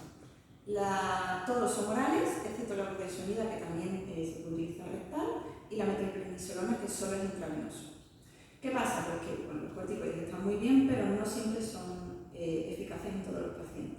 Y por eso no los podemos utilizar o no los debemos utilizar, aparte de todos los efectos secundarios, para el mantenimiento de la enfermedad. Entonces, bueno, habéis escuchado, pues mi médico me ha dicho que soy corticodependiente, ¿eso qué es? Bueno, pues básicamente, aunque tiene una serie de criterios muy establecidos, es que al suspender el tratamiento, bajar la dosis, hay recaídas. O mi médico me ha dicho que soy corticorefractario, pues que no hay una respuesta cuando ponemos tratamiento con corticoides, no hay una respuesta adecuada. Pasamos al segundo grupo de tratamiento, al tercero, perdón, que son los inmunosupresores. Los utilizamos para mantenimiento, no los usamos habitualmente para controlar los brotes. Y estos tienen un efecto fundamentalmente para controlar el sistema inmunológico, ¿no? Modulan la respuesta inmune, como comentaba al principio el doctor Larrauri, respecto bueno, para que haya más inflamación. Tenemos en primer lugar la azatioprina y la mercaptopurina que se utilizan por vía oral y para prevenir los efectos secundarios, pues fundamentalmente ajustamos la dosis al peso y determinamos la actividad de una enzima, que es la TPMT, que tiene un nombre bastante raro, pero siempre la determinamos al inicio o antes de iniciar tratamientos. Por eso hacemos tantas analíticas muchas veces. Es muy importante también que investiguemos la inmunidad frente a la hepatitis B y la varicela, y si no hay inmunidad, pues vacunamos. Y luego también investigar si se ha pasado el virus de Epstein-Barr, y si no es así, pues habitualmente intentamos evitar su uso. Se recomienda la protección solar porque todo el año, cuando se está utilizando estos fármacos, porque habitualmente pues, aumenta la fotosensibilidad y pueden producir digamos, problemas en la piel. Y también evitar en edad avanzada, ¿no? A partir habitualmente quizá de los 60, 65 años, incluso hasta los 70 lo podemos prolongar, pero no lo ponemos. Y por último el metotrexato, que quizá este lo usamos nosotros menos, lo usan más los reumatólogos, pero habitualmente se utiliza vía oral o subcutánea y para prevenir los efectos secundarios lo evitamos habitualmente en edad fértil, pero tanto en hombres como en mujeres, o si lo tenemos que poner, pues hay que intentar evitar el uso, hay que añadir a esto el uso de anticonceptivos. ¿Por qué? Porque se sabe que el metotrexato puede producir una enfermedad. Incluso aunque el embarazo se haya producido meses después de finalizar el tratamiento con el fármaco, habitualmente se esperan deben esperar como mínimo 6 meses. Y luego añadimos el ácido fólico, porque puede el metotrexato interferir en su absorción. Bueno, ya pasamos a los biológicos, que son bueno, pues otro de los grandes digamos, protagonistas del tratamiento de la enfermedad. Tenemos, digamos, 3 subgrupos de biológicos, los anti-TNF, los anti-integrina y los anti-interleuquina 12-23. Bueno, muchas veces antes de iniciar el biológico, es verdad que somos un poco pesados en hacer analíticas, hacer pruebas, hay que vacunarse, hay que hacer esto, hay que hacer lo otro. ¿Por qué? Pues porque intentamos prevenir los efectos secundarios. Es fundamental antes de empezar un biológico es hacer un antus y en algunos casos un cuantiferón, que es una analítica de sangre, o una radiografía de tórax en algunos pacientes para intentar prevenir o para detectar a aquellos pacientes que hayan podido tener contacto en algún momento con la tuberculosis, aunque no hayan tenido la enfermedad, y así evitar su reactivación. Ponemos tratamiento y el biológico se puede empezar. Lo importante es la vacunación de la gripe, del COVID, del neumococo, de la hepatitis B, que aunque la podemos solapar con el biológico, pero si está vacunado el paciente antes es mucho mejor. Los utilizamos habitualmente también para mantener la remisión y a veces para inducir la remisión cuando hay una utilidad grave o moderada y no ha habido respuesta a tratamientos anteriores o ha habido intolerancia o contraindicación a su utilización. ¿Vale? A veces lo podemos combinar con los inmunomoduladores, vamos a recordar la cetiopina, la mercaptopurina, el metotrexato, porque sabemos que aumentan su eficacia y lo que es la vida útil del fármaco, porque se forman menos anticuerpos frente a los biológicos. Bueno, los anti-TNF, ¿cuáles son?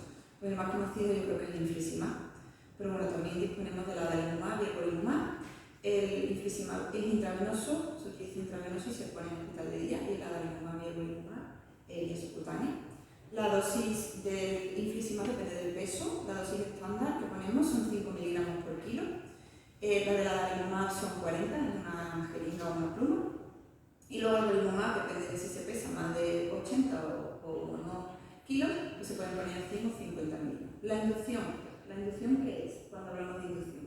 Pues intentamos poner en menos tiempo más dosis de fármacos para conseguir unas cantidades, se llama concentraciones plasmáticas, unas cantidades de medicamento en sangre para conseguir un buen control de la enfermedad cuanto antes. Entonces, bueno, en el infliximab ponemos una dosis inicial, luego a las 0, a las 2 y a las 6 semanas. En el adalimumab ponemos una dosis inicial y luego cada 2 semanas. Y en el golimumab, pues es la dosis inicial a las 2 y a las 6 semanas. Habitualmente el mantenimiento del tratamiento en el infliximab en la inducción siempre ponemos 5 miligramos por kilo, pero en el adalimumab, como veis, tenemos 160, 80 y 40. Y en el golimumab, 200 miligramos, 100 y 50.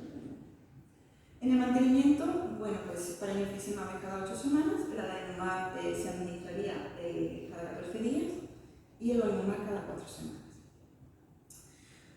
Bueno, cuando intensificamos, que ahora explicaré por qué intensificamos y para qué, pues podemos o aumentar dosis o acortar el intervalo de administración. Podemos poner o hacer las dos cosas, depende del paciente. En el infliximab podemos poner o bien 7,5 miligramos o bien 10 miligramos en cada 4 o 6 semanas, podemos acortar desde las 8 semanas. En el adalimumab podemos poner 80 miligramos, ponerlo cada 7 días.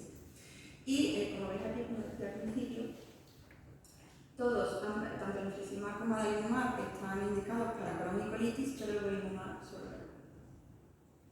Bueno, los antiintegrina, este es el vedolizumab y este, bueno, pues son viales de 300 miligramos, se administran vía intravenosa, en hospital de día también, y es una dosis única independientemente del peso. La inducción es la dosis inicial, luego a las 2 y a las 6 semanas. Si hay enfermedad de Crohn podemos poner alguna dosis extra por ahí, como veis, a las 10 y luego a las 14. Eso es un poco el criterio médico según cómo vaya evolucionando la enfermedad. Luego el mantenimiento es cada 8 semanas, aunque podemos intensificar a cada 4. Y también está indicado, está aprobado para otras enfermedades. Los anti-IL-12-23 tenemos el ustekinumab. Tenemos dos presentaciones, intravenosa y subcutánea. La dosis inicial es intravenosa y depende del peso. Y luego ponemos, esa la ponemos a las 0 semanas, digamos, y luego a las 8 semanas ponemos la primera dosis subcutánea, que se pone 90 miligramos. Y luego el mantenimiento es cada 12 semanas, una inyección subcutánea, o podemos intensificarlo si no hay una respuesta adecuada cada 8, y también está para cronicolitis. Bueno, pues ¿qué son los niveles de biológico? Pues los niveles, como decía al principio, intentamos valorar la concentración plasmática, o sea, la cantidad de medicamento que hay en sangre al final de un ciclo. Entonces lo extraemos siempre después de la inducción y luego según criterio médico. Generalmente cuando intensificamos, es decir, cuando aumentamos dosis o acortamos el intervalo de administración, o bien cuando vemos que la enfermedad no está yendo bien y decidimos vamos a cambiar, vamos a intensificar, vamos a ver cómo están los niveles para decidir cuál es el siguiente paso. Es otra de las cosas que nos ayuda a la toma de decisión. Para hacerlo un poco así más esquemático, si nosotros después de la inducción vemos que los niveles plasmáticos o los niveles están bajos, pues normalmente intensificamos. Y si están altos y tenemos una buena respuesta al fármaco, habitualmente mantenemos. Y si hay una mala respuesta, pues nos planteamos un cambio de tratamiento, si los niveles están altos. Y bueno, ya para terminar, los más, digamos, los últimos en salir han sido los inhibidores de la JAK. Ahora mismo tenemos disponible solamente el tofacitinib, que se utiliza para colitis ulcerosa y vía oral. Lo utilizamos, los comprimidos son de 5 miligramos, pero en inducción se toman 2 comprimidos, que son 10 miligramos, 2 veces al día, durante 8 o 16 semanas, y luego ya se pasa a un mantenimiento de un comprimido cada 12 horas. Lo mismo, pero ¿cómo prevenimos los efectos secundarios? Que fundamentalmente son aparición de trombosis o de activación del virus de la varicela. Pues investigamos la inmunidad de la varicela y si se puede, y si no hay, se vacuna. Y se intenta evitar en aquellos pacientes que tienen más riesgo de trombosis. Ni que decir, tiene que el tabaco en la enfermedad inflamatoria está prohibido, pero bueno, hay unos pacientes que fuman, entonces bueno, pues lo intentamos evitar en fumadores, en pacientes mayores de 65 años, que tomen anticonceptivos o que tengan antecedentes de trombosis. Y bueno, ¿cuál es el futuro? Que no es tan futuro, porque está más próximo de lo que parece. Pues tenemos disponible, van a salir en breve, no puedo decir cuándo, pero próximamente, el filgotinib y el upadacitinib. Van a salir en principio con indicación de colitis ulcerosa y por vía oral. Van a administrarse. Y bueno, pues os agradezco mucho vuestra atención, espero que haya sido de utilidad y luego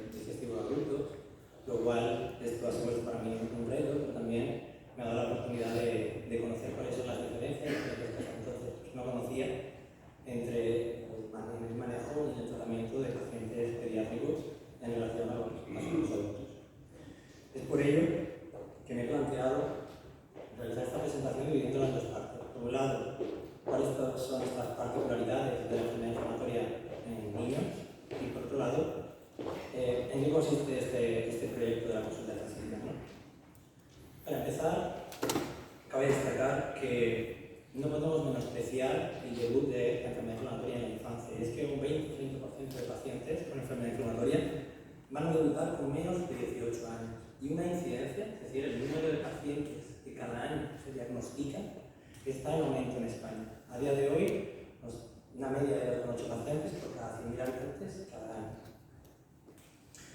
Y si ya ha dejado muy claro mis compañeros previamente las manifestaciones y los objetivos que nos marcamos en adultos, en niños estos objetivos tienen que ir más allá. puesto que solamente un 25% de pacientes van a manifestarse con la triada clásica, y en ellos puede haber otras manifestaciones intestinales o otro tipo de síntomas que pueden pasar desapercibidos. Es lo que hace de esta enfermedad un reto.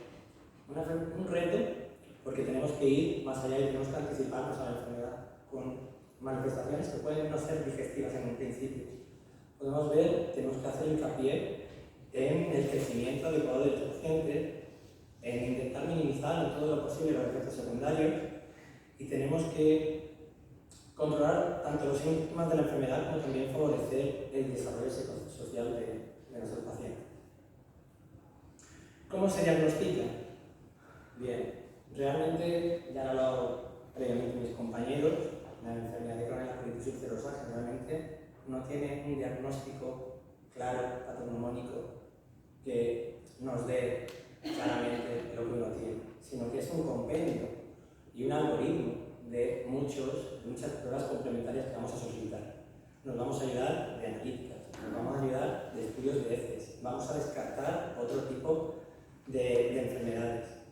En niños, además, tenemos que descartar que la enfermedad inflamatoria intestinal no afecte al tracto digestivo superior.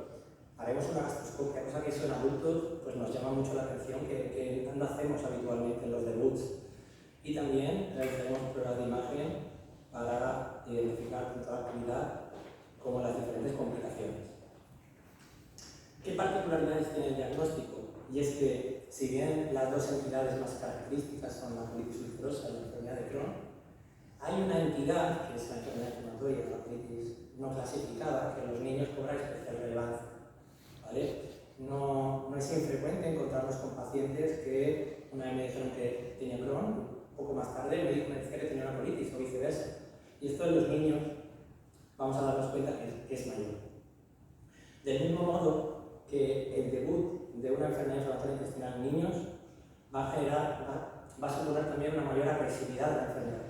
Y es que con frecuencia la extensión va a ser más amplia, va a afectar al colon con más frecuencia, la evolución va a ser más agresiva y vamos a tener que ser más agresivos a la hora de tratarla. Y por otro lado, pues nos va a suponer también un reto en el seguimiento. En el seguimiento nos ayudaremos de parámetros analíticos, marcadores de heces y también de parámetros clínicos que en adultos quizás no le damos tanta importancia, como el peso y la talla, la velocidad de crecimiento, el desarrollo puberal, ¿no? O el calendario vacunal, que en adultos pues, no hacemos tanto hincapié. En general, se recomiendan el mismo calendario vacunal que en niños sanos, junto con vacunas no universales, aunque cada vez este tipo de vacunas las van incluyendo más los programas autonómicos, ¿no? En cuanto a las pautas terapéuticas, me llamó mucho la atención. Tenía pacientes de adultos que debutaron inicialmente siendo niños y me decían, oye, que yo con la nutrición, me ponía nutrición y me ponía bien. Y es que mientras que en adultos la nutrición enteral no ha llegado a demostrar claramente un gran beneficio, como hemos podido ver antes en los tratamientos, no figura, en niños supone el tratamiento prácticamente de elección en el primer brote de estas fórmulas de nutrición enteral durante 6 o 8 semanas consigue inducir el primer brote en un 80% prácticamente de los pacientes y en las recaídas está en un 50%. Actuaría como los corticoides, en cierto modo, ¿no? Pero de una forma con muchos menos efectos secundarios. El inconveniente es que la tasa de recaída es mayor y por tanto hay que valorar tratamientos farmacológicos a largo plazo. Voy a dar simplemente una serie de pinceladas, luego que mucho más, pues ya que ha hablado la doctora Pérez Pastor en relación al tema, pero en niños se van a utilizar prácticamente los mismos fármacos, con ciertas pinceladas. Vamos a utilizar los alihidratos, como salacina, tanto para la inducción como para el mantenimiento de los brotes, tanto oral como forma tópica, como he explicado previamente. Utilizaremos los corticoides, pero con mucha precaución, puesto que los corticoides hacen cierta mella en el crecimiento de los niños, y es por ello que se utilizarán con mucha mayor precaución en la inducción de los brotes solamente en los momentos precisos. Por otro lado, las teobrinas, las acetoninas, como Sumbrel, que muchos pacientes tienen, también se puede utilizar en niños, y los fármacos biológicos. Aquí en niños quizá la experiencia es más limitada, puesto que a partir de los estudios que llevan cerca de casi 20 años, los estudios Rich y Mayen, permitieron el uso de los anti-TNF, los la doctora Pedro Pastor, infliximab y adalimumab. Sin embargo, el ustekinumab o el infliximab, que había comentado previamente, no están todavía completamente avalados e incluidos. Es por ello que siempre hay que considerar otras alternativas. Las alternativas, como el ustekinumab como uso compasivo, ¿no?, en este tipo de pacientes, o la cirugía en casos en los que, pues, lamentablemente, no podamos controlar la enfermedad. Porque al fin y al cabo el objetivo es controlarla y también que nuestros pacientes estén bien. Es por ello, por estas diferencias, por las que nos hemos propuesto iniciar un proyecto, que es el proyecto Consulta de Transición. La transición se define como un paso programado y planeado del adolescente para que sea capaz de pasar de los cuidados pediátricos a los cuidados de adultos. Sin embargo, este proyecto no es nuevo y además bebe de muchos proyectos previos con otras enfermedades, con otras entidades, como pacientes con cardiopatías congénitas, fibrosis quística, trasplantados o diabéticos, niños que ya pasaron en su momento de ser población pediátrica a población de adultos.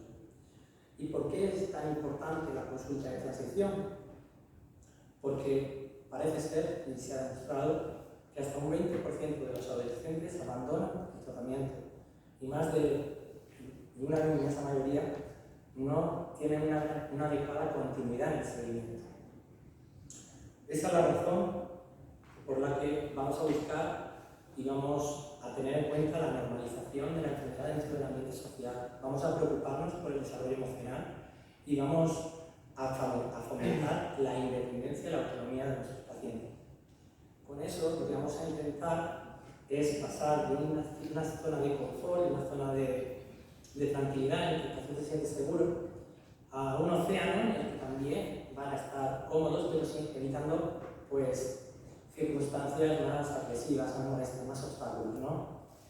Evitamos así la interrupción de los cuidados médicos, vamos a favorecer la comunicación, la toma de decisiones y vamos a dar también capacidad de autonomía para ayudar a los pacientes, ¿no?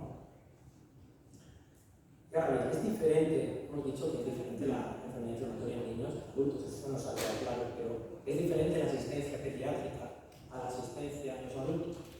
Y la respuesta podría decir que sí.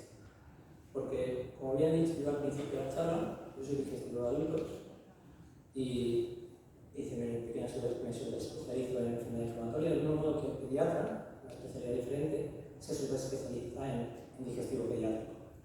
Y los enfoques son parcialmente comunes, parcialmente diferentes. En pediatría va a haber un gran carácter multidisciplinar. El paciente, el médico, tiene da una atención muy integral de los pacientes, de los niños. Se preocupa por su perfil nutricional, por su calendario vacunal e incluso por otro tipo de enfermedades que en adultos pues no hacemos tanto hincapié. Se van a preocupar los pediatras por el desarrollo ponderostatural, por las esferas social, por la esfera emocional. Y va a haber una gran relación entre ellos y los pacientes, entre ellos y las familias. Es más frecuente encontrar esa dependencia médico-familiar y es relativamente frecuente encontrar una gran facilidad por parte de pacientes y familiares para acceder a su pediatra. Estas denominadas puertas abiertas, esta llamada libre, esta facilidad para tú poder acceder a pediatría, a tu pediatra, no se va a encontrar con tanta frecuencia en adultos.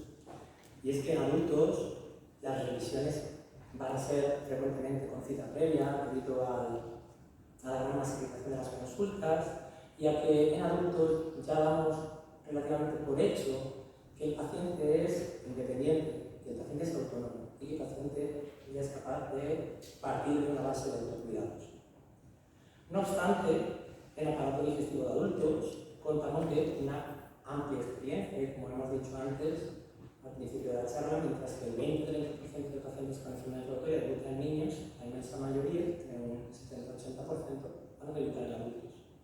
Esa amplia experiencia nos permite pues, tener a nuestra disposición muchísimos protocolos basados en guías de práctica clínica, con una elevada evidencia científica, que se actualizan constantemente, y además unos grandes proyectos de investigación, ensayos clínicos, fármacos nuevos de los que vamos a disponer en cuestión de unos meses, y así sucesivamente, lo cual nos permite también tratar la enfermedad de una forma más agresiva.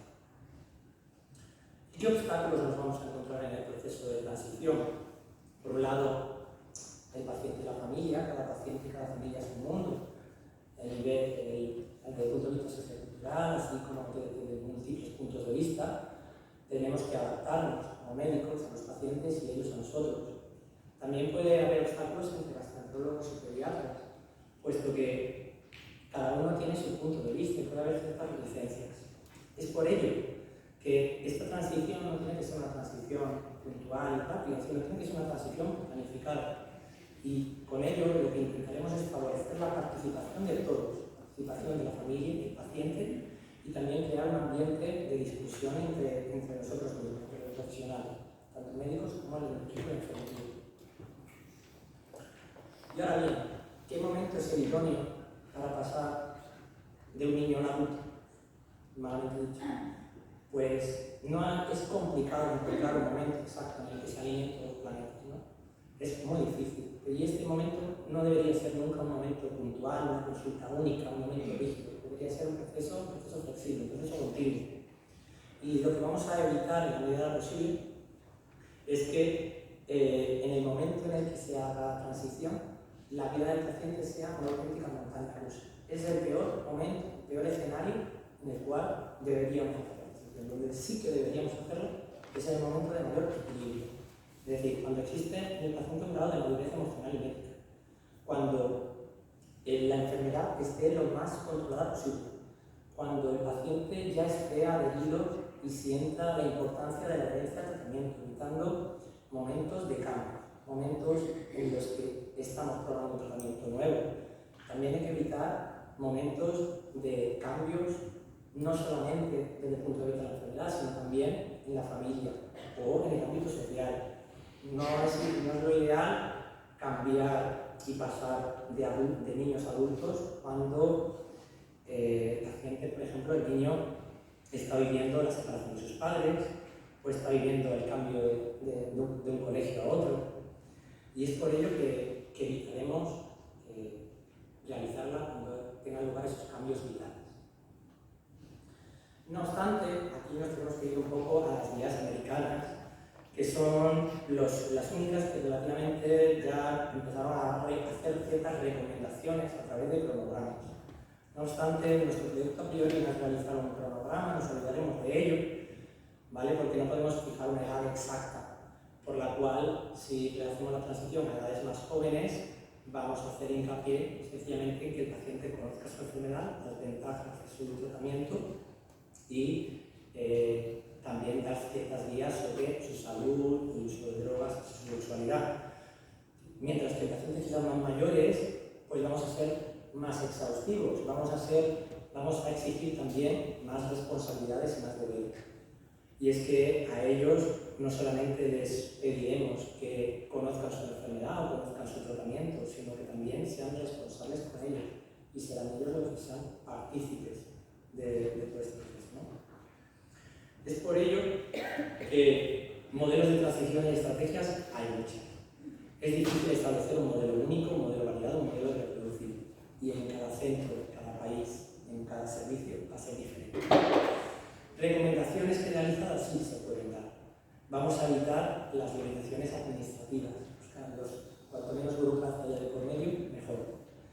Pondremos sobre el programa un cronograma, quizás no tan exhaustivo como los americanos, pero sí un cierto cronograma que nos ayude a coordinarnos con reuniones previas entre facultativos y equipos de enfermería, como posteriormente con los pacientes.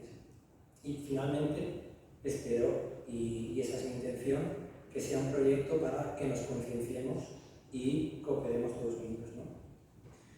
Como conclusiones de esta pequeña presentación, simplemente decir que en los últimos años hemos observado un incremento de la incidencia de la enfermedad inflamatoria intestinal en niños y adolescentes y que las características en estas etapas, tanto clínicas, diagnósticas como terapéuticas, van a presentar ciertas similitudes, pero también ciertas diferencias. Y que además de los síntomas clásicos, en la enfermedad inflamatoria intestinal de niños vamos a hacer hincapié en la pérdida de peso, el retraso de crecimiento, el retraso puberal y otros factores que van a cobrar relativa importancia. La infancia y la adolescencia son etapas de cambio, de evolución y crecimiento, y tienen lugar importantes acontecimientos psicosociales que van a repercutir en la futura edad adulta. La enfermedad, tan compleja como la enfermedad inflamatoria intestinal, puede condicionar múltiples alteraciones de la esfera física, social y psíquica, y el objetivo no es más que, con los programas de transición, asegurar en las enfermedades crónicas como la enfermedad inflamatoria intestinal una continuidad de cuidados que incluye la normalización social, el desarrollo emocional y la adquisición de habilidades que fomenten la autonomía y los autocuidados.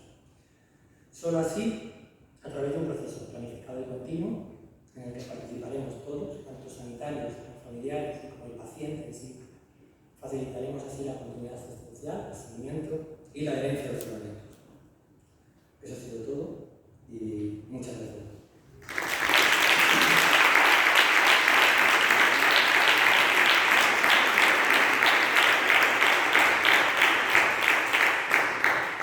Muchas gracias, doctor Cáceres. Realmente nos hemos ajustado al tiempo según el programa. Se ha previsto a las 12:20 una nueva sesión, está previsto un descanso a las 12 y sobre todo está previsto un turno de preguntas que se pueden hacer a los ponentes. Los audios se han incorporado. Si alguien de la sala quiere hacer una pregunta, se agradece que sean preguntas breves, concretas, ¿no? Pues se puede hacer ese momento para hacerlas, ¿no?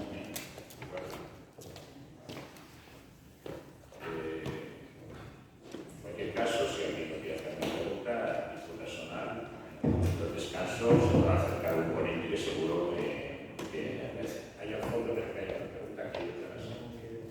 Al fondo hay una si se quiere identificar bien, si no me lo digo que nada. Buenos días, mi nombre es Juan. Ya soy científico aquí del barrio de más de 20 años. Y estoy con biológico hace varios años, entonces me ha surgido una duda con el tema que ha comentado la doctora Pérez Pastor. La pregunta es muy sencilla, ¿qué diferencia o qué ventaja presenta los inhibidores que comentó usted como medicamento más novedoso que hay ahora con respecto a los biológicos, que hasta ahora era como un poco, digamos, la panacea de los medicamentos? Yo soy enfermo de Crohn, ya he entendido que los nuevos estos solo son para cuello ulceroso, pero me gustaría saber qué ventaja presentan o qué... Yo creo que la ventaja fundamental de estos fármacos es que se administran vía oral. Yo creo que es lo más novedoso actualmente, ¿no? Porque parece que para enfermedades mal controladas siempre tenemos que utilizar tratamientos intravenosos o subcutáneos, ¿vale? Es verdad que últimamente, aunque estos tratamientos están indicados o en ficha técnica están para colitis ulcerosa, habitualmente lo que es la aprobación o cómo nosotros lo tenemos que utilizar, generalmente tenemos que ir poquito a poco, ¿no? Y muchas veces tenemos que empezar a ver los biológicos y luego cambiar a un inhibidor de la llave. Depende un poco del paciente, ¿vale? Pero fundamentalmente es la vía de administración. Aquí para completar la respuesta para nuestra adecuada, la primera ventaja es que sea oral, pero la desventaja para nuestra experiencia que tenemos es todavía insuficiente, es decir, el problema de los fármacos muchas veces hay que dejarlos la práctica clínica. De entrada, realmente es un fármaco prometedor, son orales fundamental, yo creo que la demostrar al ponerse en funcionamiento que realmente puede sustituir a los biológicos, ¿no? Que a un futuro cercano pues, se ponen antes de los biológicos, ¿no? Pero realmente los fármacos nuevos tienen ventajas que tienen inconvenientes de la falsa experiencia, ¿no? Yo creo que, pero bueno, que sea bioral es una cosa muy importante. ¿Tenía otro comentario aquí? Yo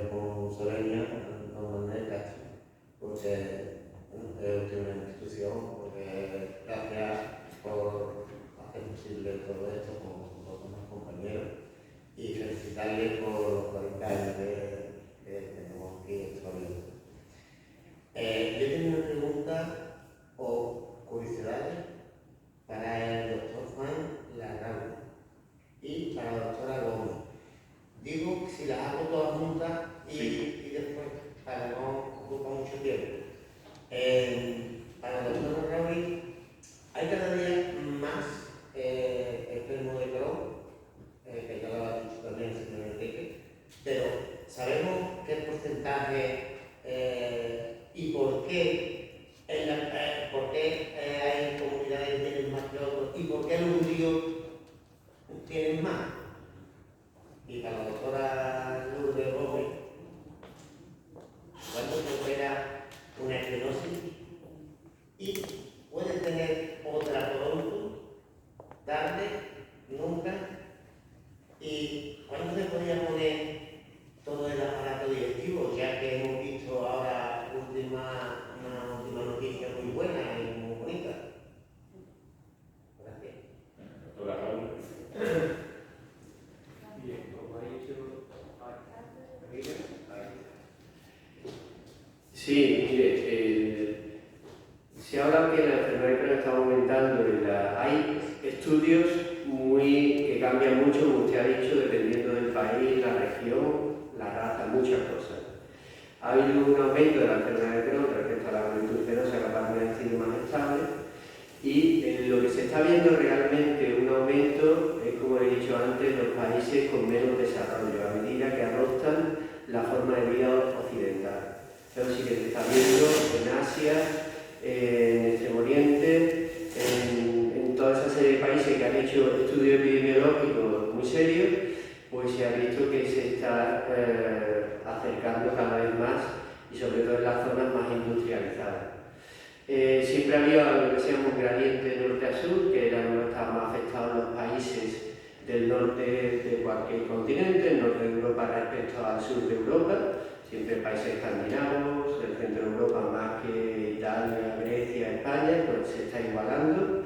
En Estados Unidos sucede lo mismo dentro del país y en las distintas regiones. O sea, eso se está igualando. Está influyendo mucho, como hemos dicho, en la forma de vida que llevamos. Eso es lo que asimila igual del mismo modo que el hijo de un emigrante que viene de Sudamérica, que tiene una incidencia mucho más baja que nosotros, si llega pequeñito aquí a España, pues al final acaba teniendo una incidencia muy parecida, el grupo, no la persona en concreto, que los niños españoles nacidos de padres no emigrantes. Por eso, no sé si le ha aclarado la pregunta.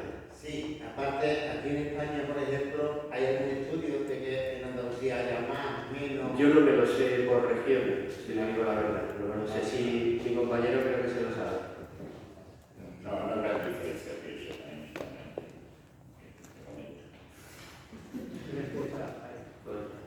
Respecto a los judíos, eso se comunica en todos los libros, en todas las revistas. Yo no lo sé, lo desconozco.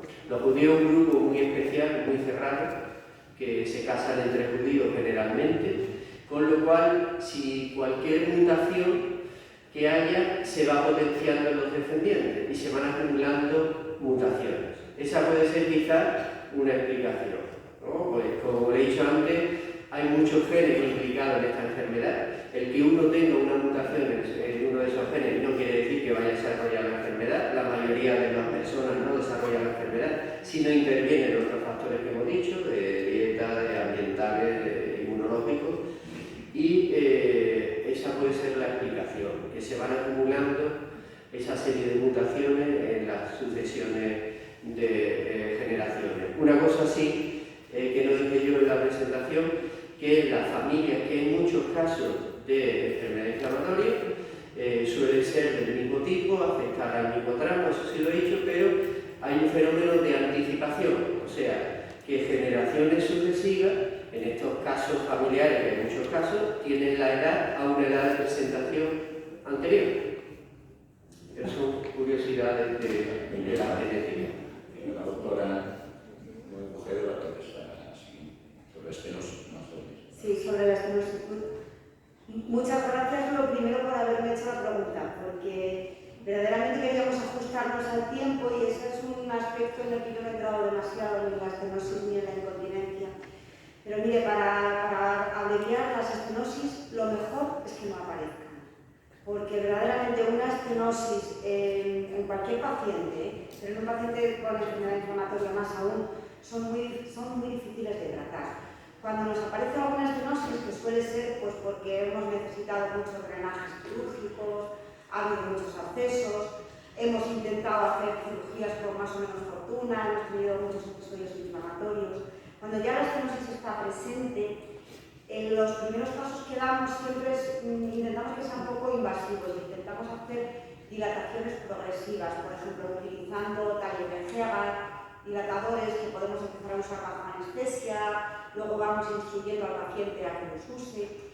Y con eso, si no son estenosis muy rígidas y si el bolo fecal más o menos está bien formado y tal, pues podemos, digamos, mantener a los pacientes y que mantengan una calidad de vida aceptable. Después de eso, si la estenosis es muy firme, hay técnicas quirúrgicas y hay, pues bueno, coágulos de avance, reconstrucciones, esfinteroplastias, pero los resultados, para ser honesta, no son muy buenos. ¿Por qué? Pues porque sí podemos solucionar el problema de estrechez, pero muchas veces es a costa de sacrificar musculatura, con lo cual nos queda un ano que ya no es estrecho, pero es muy poco funcional. No retiene bien las heces, el paciente no puede controlar como quiere y el resultado no suele ser todo lo satisfactorio que nos gustaría. Es decir, ¿qué opciones hay? Cada vez vamos teniendo más opciones y vamos indagando y investigando más, pero lo mejor que podemos hacer con las estenosis es evitarlas, intentar que no aparezcan. Gracias. Una pregunta más.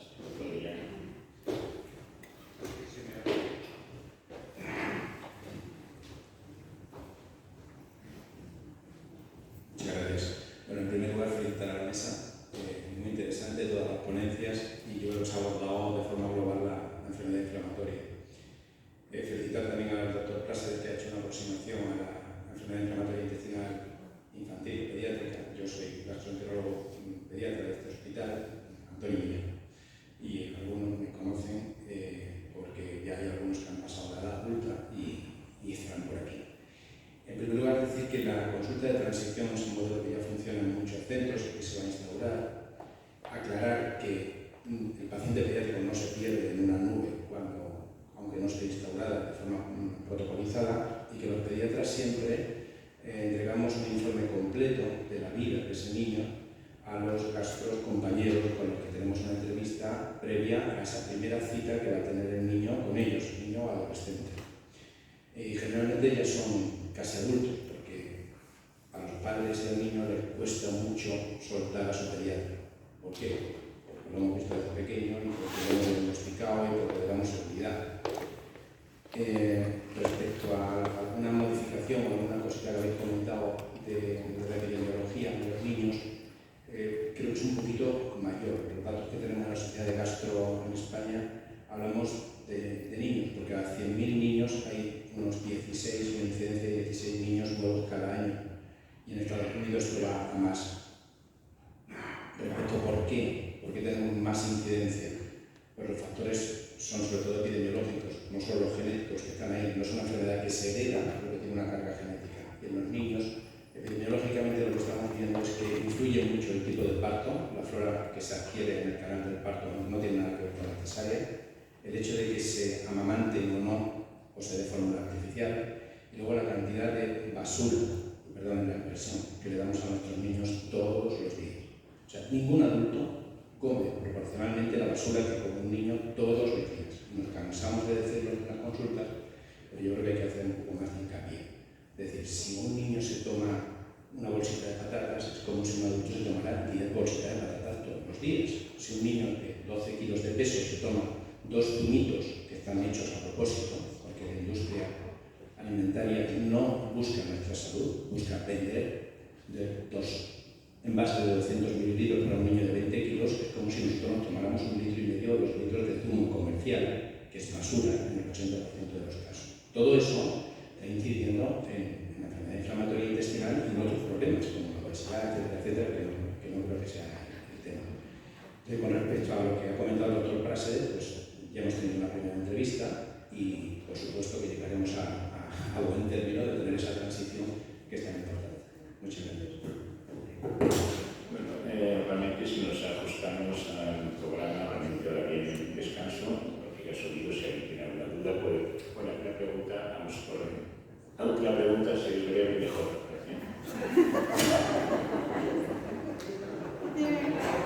No, que sí, pregunta. Sí,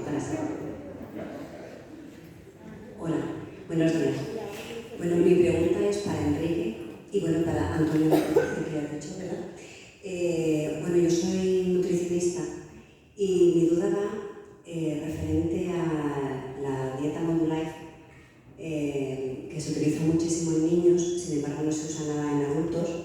No sé hasta qué punto se ha estudiado que tenga o no efectividad en adultos, pero sí mi pregunta va un poco enfocada a esa consulta de transición, ¿no? Si tenemos un niño que está funcionando bien con la dieta Modulife, ¿qué ocurre cuando ya pasa al médico, digamos, adulto? ¿Ya cortáis radical o tenéis en mente en esta consulta de transición, no sé, quizás incluso extender un poco la dieta Modulife a una edad un poco más avanzada? Pues yo creo que va a depender un poco de la edad a la que el paciente va a pasar de la consulta de pediatría a adultos. Y es que nos lo va a dar un poco, yo diría que el crecimiento del niño. Si realmente pasa a una edad más tempranas, creo que la opción más sensata, aunque es verdad que nuestra guía de práctica clínica no está contemplada, sería mantenerlo. Pero si pasa el paciente en edades ya más tardías, donde ya estamos terminando el proceso de crecimiento, quizás llegaría un momento en que lo suspenderíamos. Yo, de hecho, en la consulta que paso no tengo ninguna. Bueno, yo creo que está respondido. Bueno, yo creo que vamos a cerrar esta primera sesión. Agradezco a vuestra asistencia, agradezco a los ponentes que se han ajustado al tiempo y lo han hecho muy bien. Y realmente, bueno, pues damos por cerrada esta primera sesión.